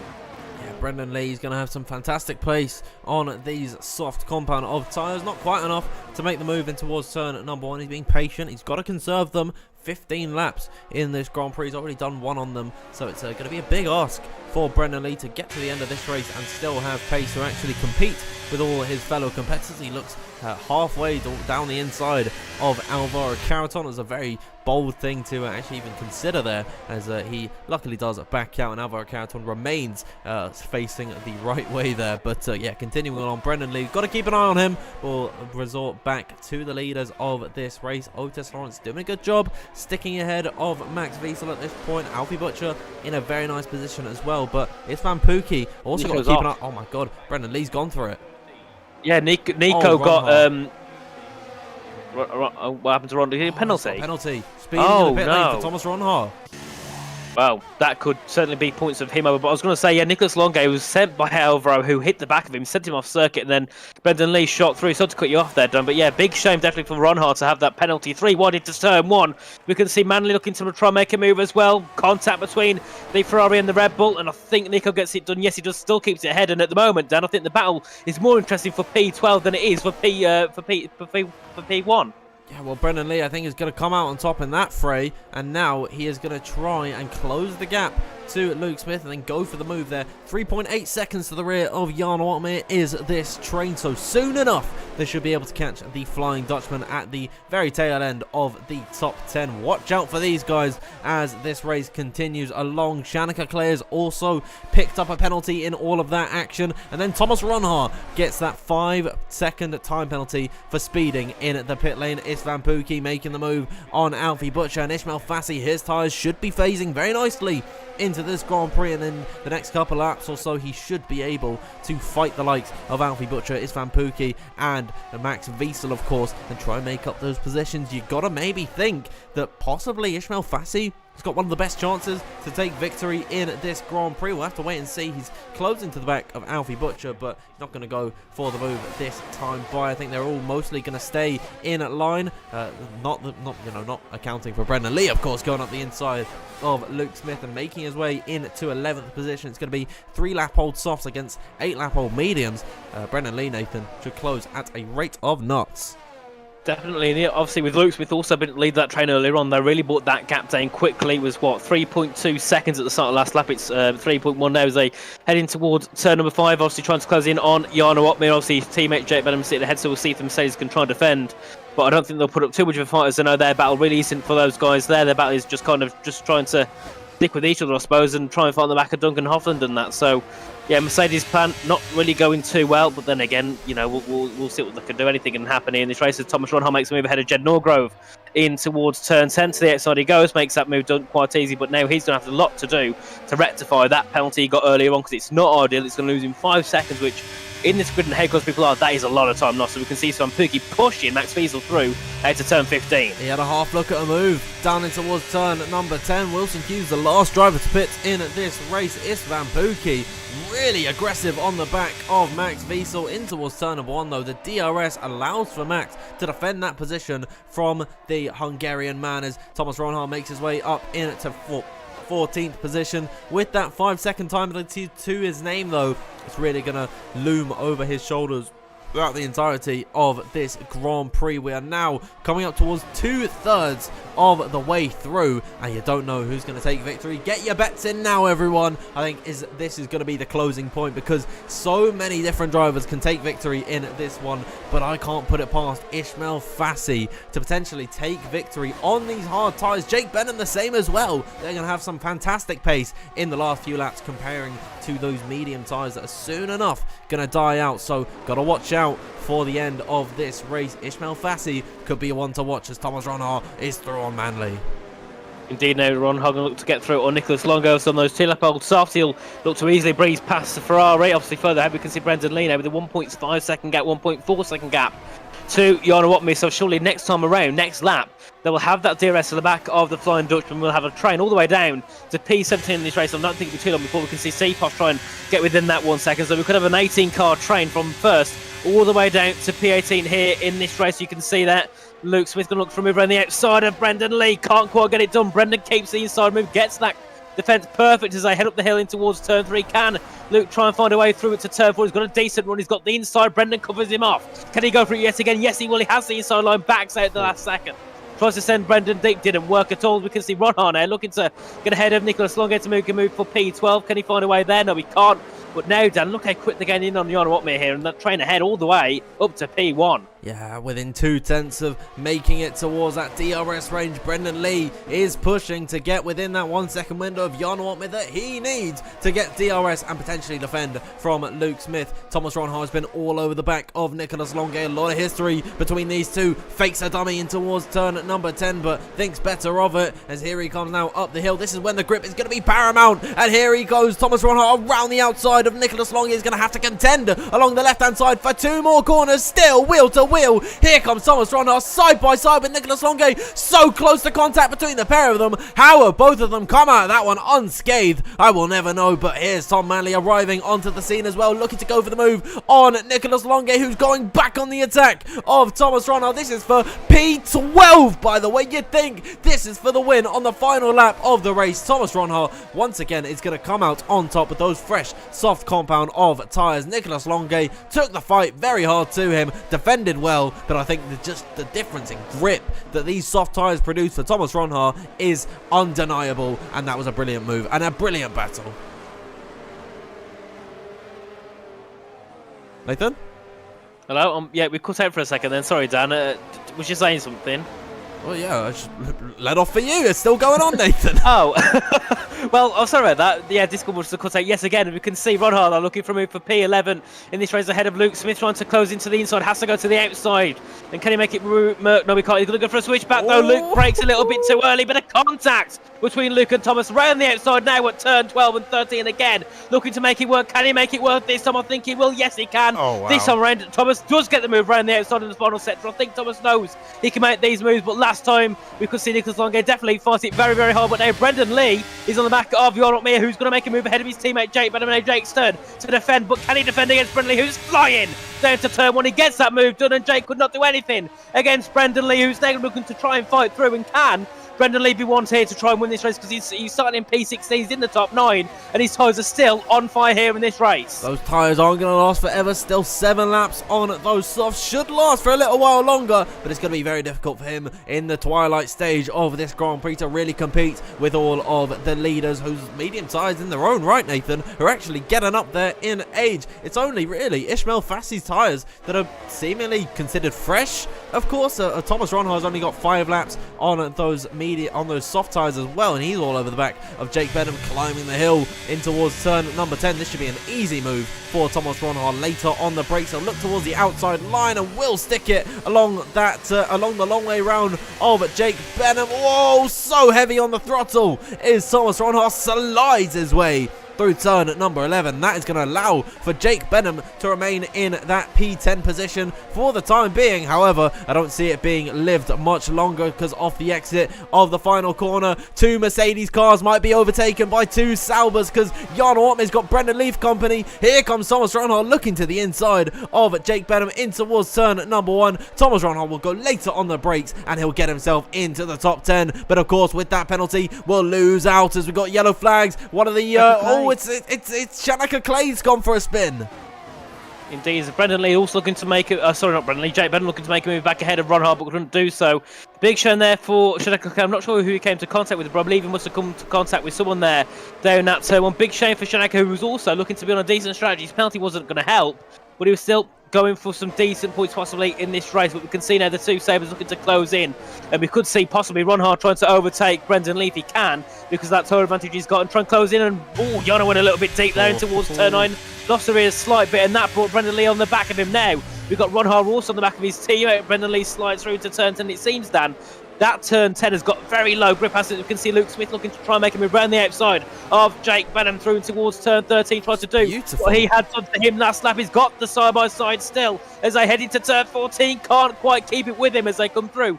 And my question, Dan, is why is that corner the most popular overtaking spot here at Spain tonight? It just makes for some beautiful racing, that final sector. Here comes Luke Smith all over the back of Jake Benham in towards turn number 1. He'll sell the dummy and go up the inside. Is it too little too late though. A little bit of contact between the pair of them. Nicholas Longgate going to arrive on the scene, and Luke Smith forced out wide by Jake Benham, sent into a spin. It looked like a fantastic dummy, a textbook move up the inside line, but it's ended in tears once again. Steel Series clipping it for me as Tom Manley and Jake Benham do battle in towards turn number 5. Contact once again. Jake Benham has been in the wars today, Nathan. He has indeed. He definitely doesn't want to let any positions go, and I think earlier on for his teammate, and now I think he just wants to battle hard and try and defend as many positions as he can, but I don't think he can do much more. As we can see, Caraton trying to gain in through turn 9 down to turn 10, but then again, Jake's got a bit of ERS he can use. Can he get enough to make a move? No, he can't. Caraton to the outside line of the Mercedes, tries to hook it all the way around. Jake, yeah, you can see leaving him as little space as he can through there, and still keeps that position ahead of the Williams as they head through. Yet again, down towards turn 14 and 15, and no way can be made there for Alvaro Caraton. But Brendan Lee yet again on the back of Yorno Otme, but he hasn't got that straight line speed. It seems to try and attack the Flying Dutchman, which is definitely something that's going to hamper him towards the end of this race.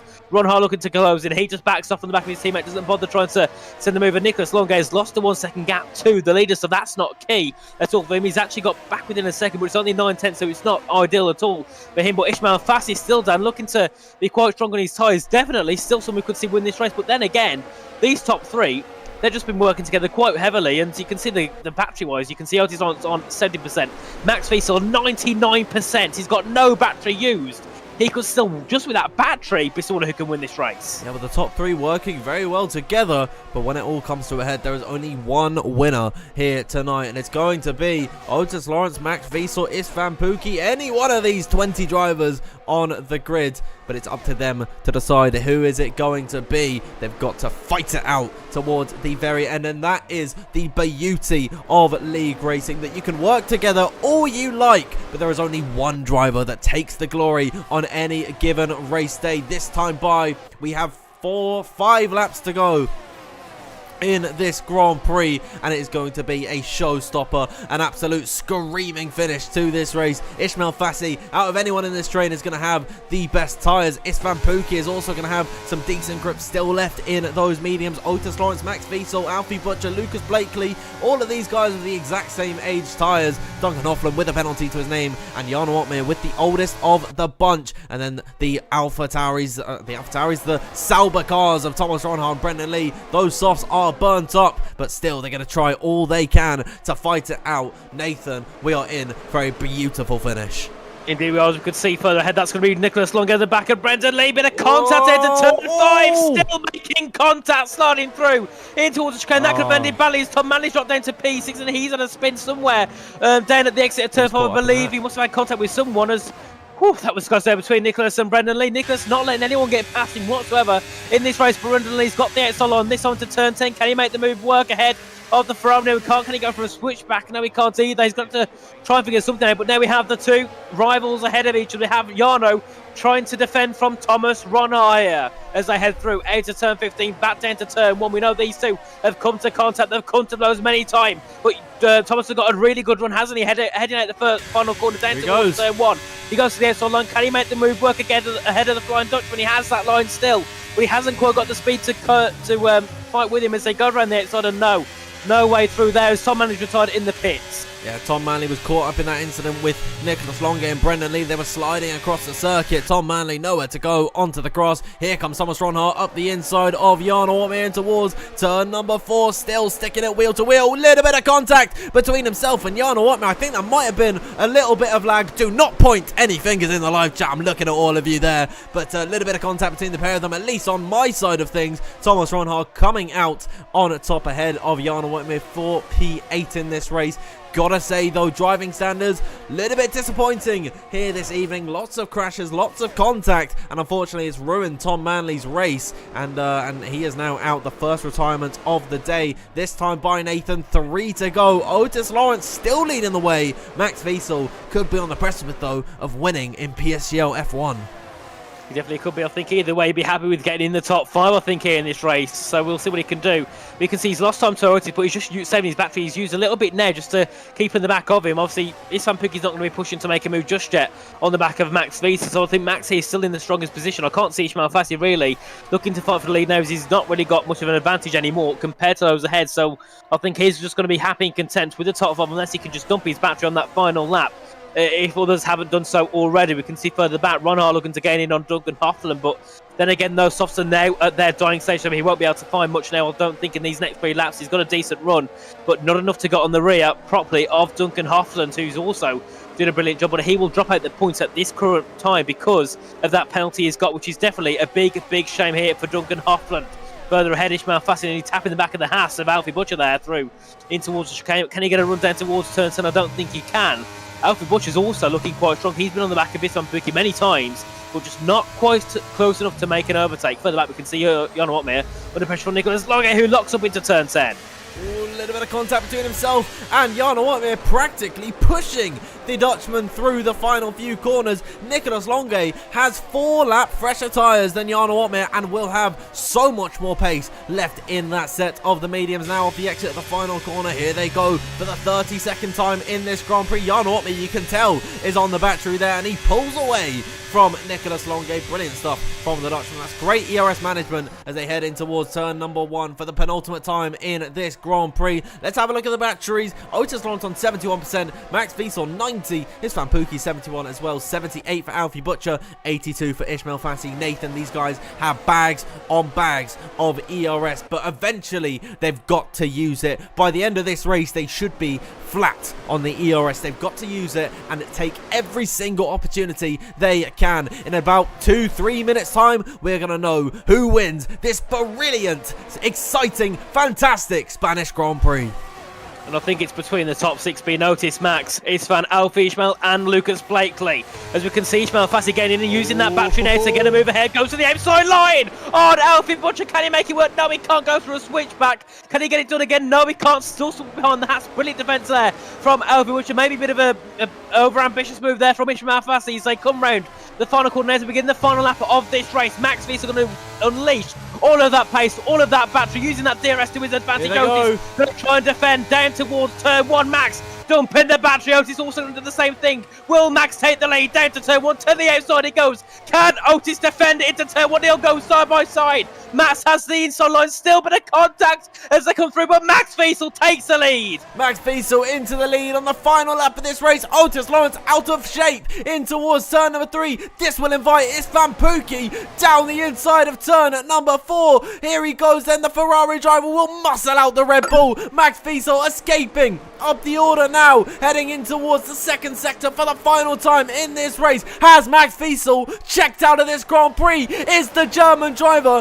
going to take victory, showing up all the youngsters on the grandest stage here in PSGL? Isfan Puki is going to do all he can to dump the battery, heading down this straight for the final time. He's closing to the back of Max Wiesel, but it might be too little, too late in this Grand Prix. Max Wiesel through the final sector for the final time in this Grand Prix. He'll come off the exit of turn number 13 and 14 to take victory here. Isfan Puki did all he can, but it will be Max Wiesel winning the Spanish Grand Prix. Isfan Puki second, third is Otis Lawrence, losing 2 positions on that final lap. Alfie Butcher in 4th, 5th place Ismail Fassi, 6th is Lucas Blakely, 7th Jan Watmere, Nicolas Longe in 8th, 9th is Brendan Lee, and rounding out that top 10 is Alvaro Caraton. But how about that? Max Wiesel, of all people on this esports absolutely stacked grid, takes victory, doing it as a hobby. Well, no words. Absolutely magnificent from Max Wiesel there to take victories. He was the runner-up in F2 as well. He wasn't even the championship leader in F2 at all, but he comes here to F1 and pretty much dominant performance, pretty much led the whole race all the time. I think in this race he took pole, then led it the whole way. Nothing he could have done better here tonight in PSGL PCF1. And yeah, he comes to something when the man who does it as a hobby can beat the people who do it full time. He's definitely going to be yeah, there's going to be some drivers that will probably be quite disappointed with that. Yeah, and well, I don't get it, Nathan, because I see Max Wiesel has just won this race, right? He's an F2 driver, didn't even win the championship, and there's only one name that anyone can ever talk about in the live chat. It's a bit ridiculous, but we'll move on. I covered the top 10. Alvaro Caraton, of course, rounding out that top 10. 11th is Duncan Hoffland. 12th is Patrick Sipos. 13th, Jed Norgrove. 14th, Jake Benham. 15th is Wilson Hughes. Thomas Ronhart in at 16th. 17th, Shanika Clay. Ulash Zildrum, 18th. 19th is Luke Smith. And then Tom Manley, the lone DNF out of this Grand Prix. What a way to end it here. I mean, that was absolutely fantastic racing from start to finish. Gotta say though, Nathan, at times there were a few little bit hairy moments throughout this race, and it's a shame that you know, the driving standards can't be perfect all the time. But yeah, I think the mystery circuit brings out that side of drivers here. It does, because there's no practice, so they're just going to try and go for it and be like, well, we're a little bit further back than we should, we'll just send it anyway and see what happens. And some cases it works. For Jana Watmir's case, and I think in many times Nicholas Longa's case, it didn't really work to planned. But either way, it's a brilliant, enthralling race here tonight. And yeah, Max Wiesel, I can't, you can't comprehend it. He's an F2 driver taking a win here in PCF1. And obviously joining him on the podium is Istvan Pukki, who got second in qualifying, finished second in the race. And I believe it was Otis Thompson who got third, who also deserved that podium. So the top three, absolutely magnificent. But also Ishmael Fassi, hats off to him. Started P12, tried a completely different strategy to pretty much everyone else. On the hard, come home P5, as close to that P4, but just couldn't quite get Alfie Butcher on that final lap. So hats off to him as well. And Jana Watmir as well was down to P19 after, I think it was like lap 6, lap 7, he got into contact, ended up finishing in the top 7. Yeah, I mean, what a way to finish off this race. Preemptively, I'll bring us over to the interview room and we'll have a look in the... We've got Otis Lawrence in there, so we'll talk to the man that finished in P3 in this one. Otis, can you hear me? Yes, I can. Alright, so coming in to this race, qualifying in P4, what was it like to try and do a slick lap on a circuit that had a lot of rain down on it? Yeah, it wasn't ideal. I was actually the last person to go on track, pretty much. A second last person behind Istvan, in front of Istvan. So yeah, I had the wettest track, second wettest track. Doing my laps, so yeah, it was mainly where the car positions are. I obviously had to move to Red Bull, because Lucas was obviously driving. So yeah, that put me at the further away from the exit, which didn't kind of hindered me when I was doing my last Q3 lap. But yeah, P4 was still good. I managed to get the lap decent, and yeah, quality went all right. Yeah, and heading into the race, of course, you were fighting it out on the soft compound tyres early on. What guided your strategy there? Dan? Yeah, hello. He's muted on Discord. Hey, Could you hear me there, Otis? Yeah, I could hear you. The whole thing glitched. Oh, do you want me to say it again? My question again? No, I answered it. I heard you. He said. Did you hear what I said? I did hear what you said. My second question, I mean, did you hear that? Okay. No. Okay, right. So, heading into this race, you decided to go with the soft compound of tyres, getting that early advantage and fighting it out very early on. Of course, you were able to overtake Duncan Hoffland right at the start of this race. What guided that strategy to go onto the softs? Mainly Alex Lamont just told me to go on the softs. I heard a lot of the F2 drivers went on the softs in their race. So yeah, I just went on the softs, and yeah, played that well. I think, we had really good pace towards the end of the race. It's just, when you're in second, it's pretty much P1 at that point. Just DRS is just really powerful in this game. But yeah, we had really good pace. That's the main thing. Try and carry us on. We haven't had the best results recently. So yeah, it's a really good result today. Brings the confidence back. And yeah, I'm going to try and go back stronger the next time. Yeah, and heading in to the last lap of the Grand Prix, you were leading the way heading down in towards turn number 1, and we saw a little bit of a slide through turn number 3. What was going through your head on that last lap? I was honestly frustrated. It's frustrating to lose the lead on the last lap when you had really good pace, but yeah, it was a good battle with Istvan and Max. Obviously, Max is the F2 driver, so yeah, GG's to him. Yeah, he drove insane, and such a nice guy as well. So yeah, congrats to him. And yeah, it's annoying, but I knew I had the pace, and that's the main thing at the end of the day. Yeah, well, really well done. P3 in the end. It's a decent haul of points for you there, so I think you can leave Spain a very happy man. But really well done once again this evening. That's all from me. Nathan, anything you want to say to Otis here? Well, for once I got a question, and that Yeah. is obviously going into this season, we've got the mystery tracks. What's your thoughts about that approach to a season instead of the traditional calendar? Oh, I love the mystery tracks. Honestly, it's just you just get in, you just start driving. It's no stress. You don't have to practice or anything, and yeah, you're just chilling. It's mainly down to natural ability. It's like jumping onto a real life track almost, like the real life drivers do. So yeah, I like it a lot. It's a really good idea. I know a few people practice every track, but yeah, it's not too bad. I really like it compared to the traditional one. And yeah, honestly, I way prefer it in my opinion. I think they Yeah, should keep well, doing it. yeah, well done on the P3 Otis. That's all from me. So thank you for joining us. We hope to see you again next time. Have a good one. Appreciate it, Nathan. Have a good one, lads. Yeah, thank you to Otis Lawrence joining us in the interview room. But we are very pleased to be joined by both Istvan Pukki and our race winner Max Wiesel today. So Nathan, why don't you take us through an interview with Istvan Pukki? Istvan, can you hear us? Hello? Yeah, loud and clear, guys. Yes. So qualifying went well. The race went well also. So you got into qualifying with that being a little bit weird with the rain coming down. It was on a soft tyre. Did you expect to get P2? No, during my lap, I was expecting like P6, P5 because my lap was quite clean, but obviously I was lost to start my lap. But I put the focus on the tire times, not on being not the tire position, track position. Sorry. So it made me surprised, but obviously I was happy with it. Yeah. Do you reckon if you was a little bit further closer to the front of the field, you could have probably got that pole position? Obviously, yeah. I think Max was the first to start the lap, so obviously he had the best track, but Yeah. it's fine. He did a good lap still, so he deserved it. I was happy with P2, so GG's for him on both quali and race. Indeed, and obviously going into the race, you started second. What kind of your predictions? Did you think you could steal that whole P2, or was you trying to fight for the win all the way to the end? To be honest, after the pits, I got P4, so I had no ERS. I had to push on my in lap because everyone pitted around me, and I was quite scared I'm gonna go like P5, P6 after the pit stops, and I got surprised again after pitting because I was fighting for P3 with Afi, but I outbraked myself a bit into turn 1 and he managed to overtake me, but I had the quad tires anyway, so he would have overtaken me a few corners later, I think. So it didn't really matter. And I was just saving ERS until they had the tire drop off one lap before me. I had the attack on Afi, I think it was all clear, the battle.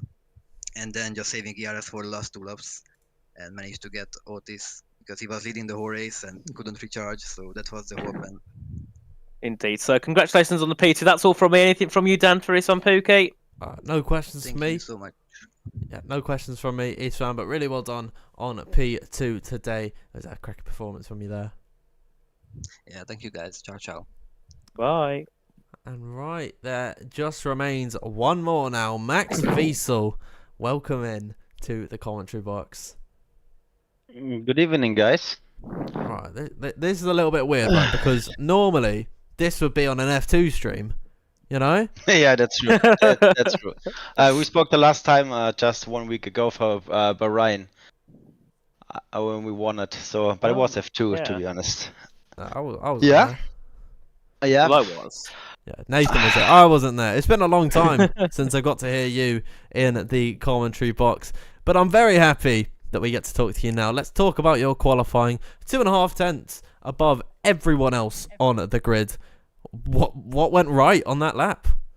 Good question to be honest. As everyone else, I had no idea which track we are going for, and I just joined Yano Open Lobbyists for 5 lappers, and we did exactly 5 laps in total in Spain. So, to be honest, Spain is one of my strongest tracks, and also for me it's pretty easy to get up on pace. Like when I start a new track, I can go to like maybe 2.2 off from my PB later, which makes it super easy for me in a race like this to be really fast on pace. Yeah, so that's why it was easy to go through, but never expected to make it into Q3.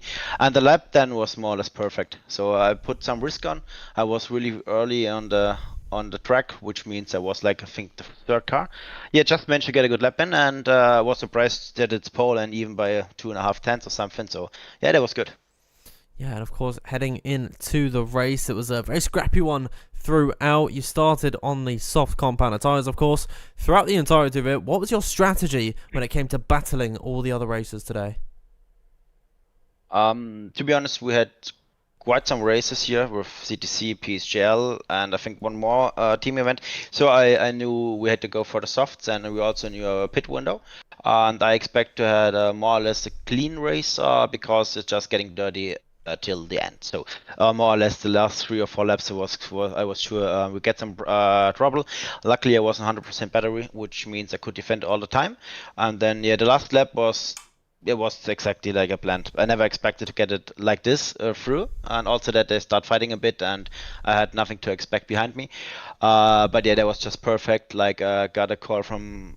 I text Connor today if I can't drive, if one is just leaving, and then he gave me the info or the okay, like around 5 o'clock or 4 was it, I think. So it was just like a late jump in and go back for as a winner. Is yeah, I would pay for this if you tell me this before.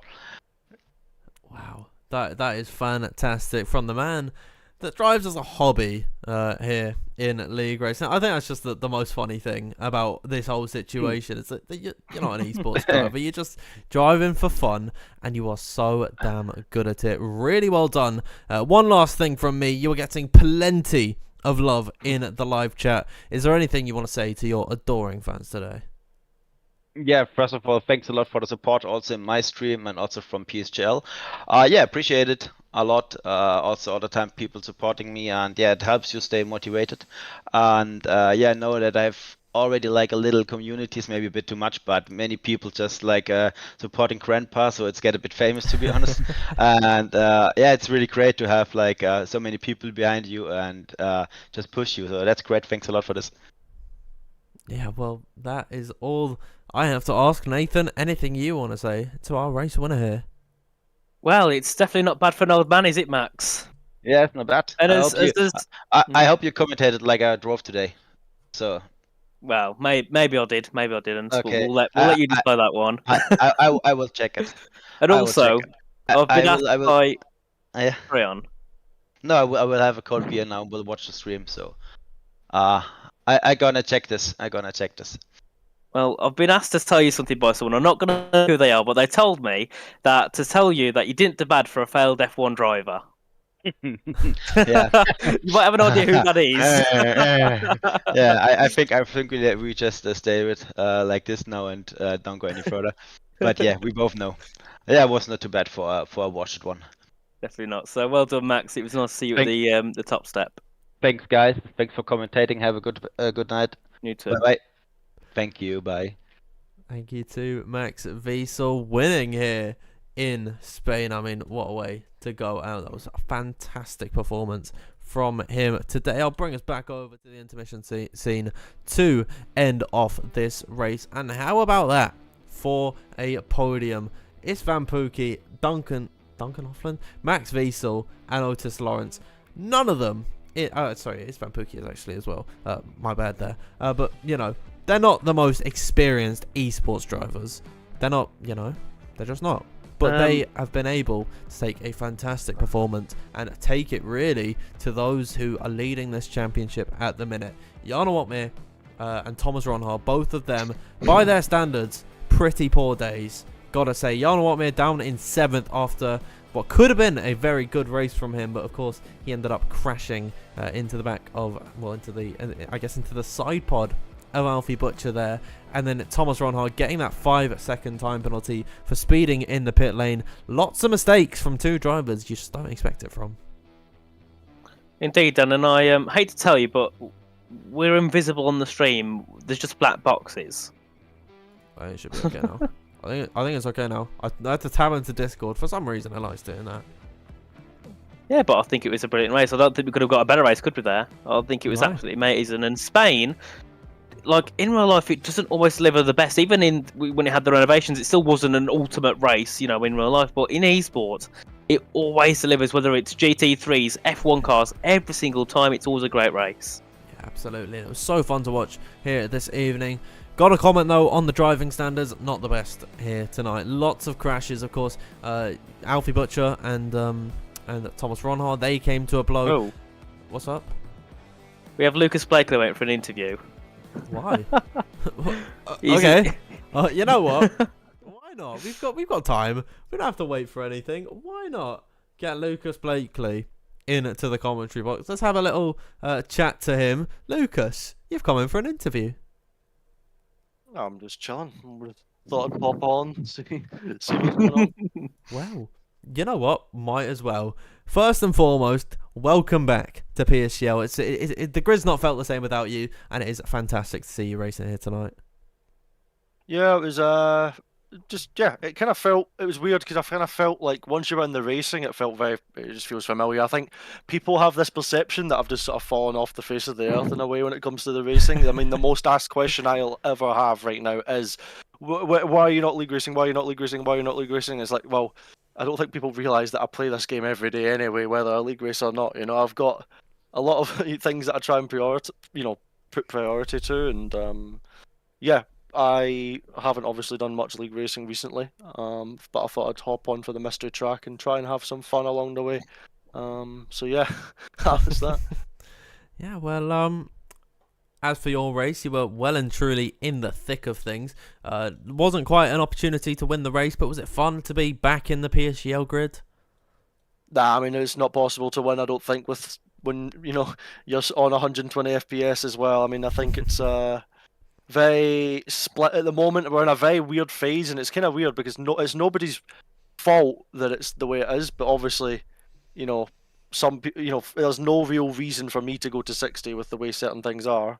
So when you're on 120, it kind of sucks because you're losing so much time every lap, and there's nothing you can do about it. But I think, but I mean, to be fair, Q2 we were just really unlucky because it just started to rain, and we were like the 12th car on the train. So when you're the 12th car on the train and loads of people are on 60 FPS, it's kind of like, well, GG. Go GG, unlucky. So not really much you can do in that respect, but the race, I think we did a pretty damn good job, to be honest. Anton cooked up a good strategy, did some overtakes, but unfortunately it was just a bit of a train. I mean, there's not much you can do. I mean, I just sort of drove around and did some laps, but I still had some little bits of fun in there, but it's it's just a weird one because, everyone's on different FPS. No one really. It kind of makes you not really know what to do in some ways. So but regardless of these unfortunate things, it was still enjoyable at times. Yeah, and of course it was a mystery round this week. It's a mystery round next week, if I'm not mistaken. Could we expect you back here next week? Who knows? I honestly have no idea. Depends if I'm I don't even know if I'm available next week. I'm leaving, I might be in England, so I'm not sure. But if I'm available, I'll have a think about it. But yeah, I enjoyed my little battles here and there, and put on some overtakes, had some fun. That was the main exciting part. Yeah, well, really well done today. It's good to see you back here in PSGL. That's all from me. Nathan, you want to talk to Lucas? Well, it'd be rude not to, wouldn't it? I've got no questions, but it's yet again, Lucas, well done, obviously. Nice to see you back here in PSGL and getting yourself some decent points. Yeah, it was just fun to do a little bit of racing. It was just a shame because I feel like everyone was just sort of in a train and you're just sort of circulating round and round. Everyone was. I was kind of hoping for more people to fight ahead of me, but as it always is in these races, they're not gonna do nothing. The top people are not gonna do anything until like it's lap, the last 3 laps. So I was just sort of sitting, hoping, driving around.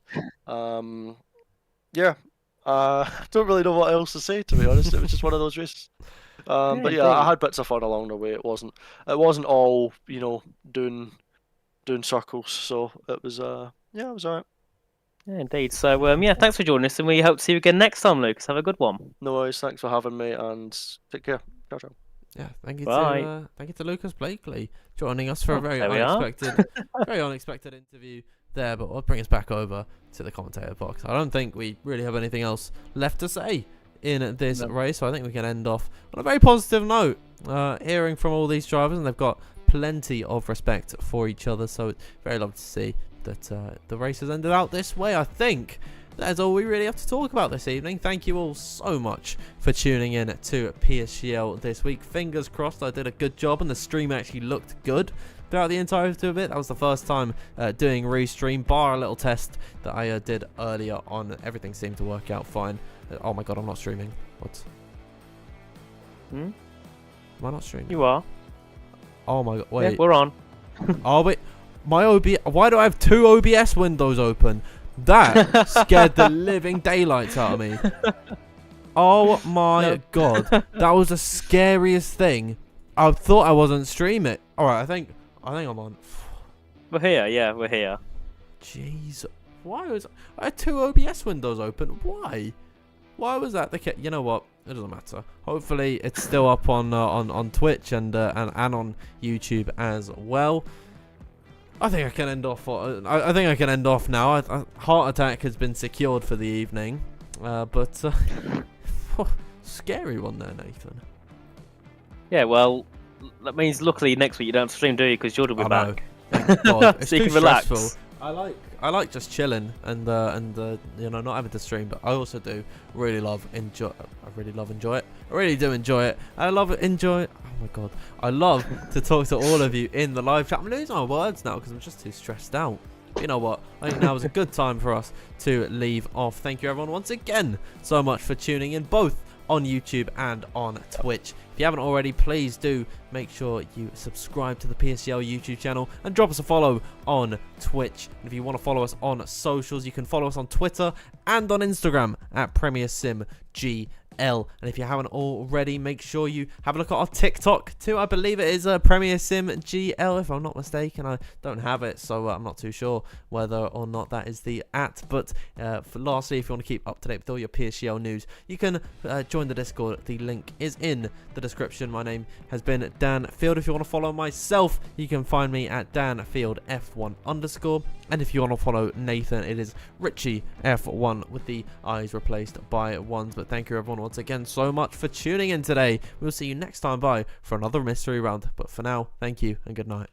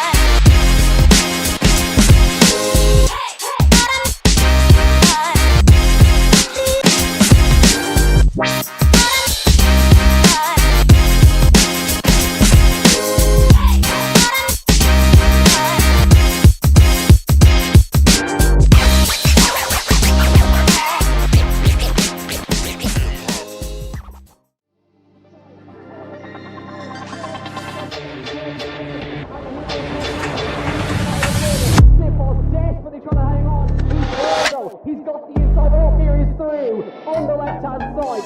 Hooks the apex, gets on the power nicely, and that is job done. Jarno Orpheus now to the last couple of corners now. His finest drive, his greatest drive, and he's done it at the Circuit of the Americas. He returns to the top step of the podium. Once again, the GOAT is back. Jarno Orpheus wins the US Grand Prix in a stunning Grand Prix.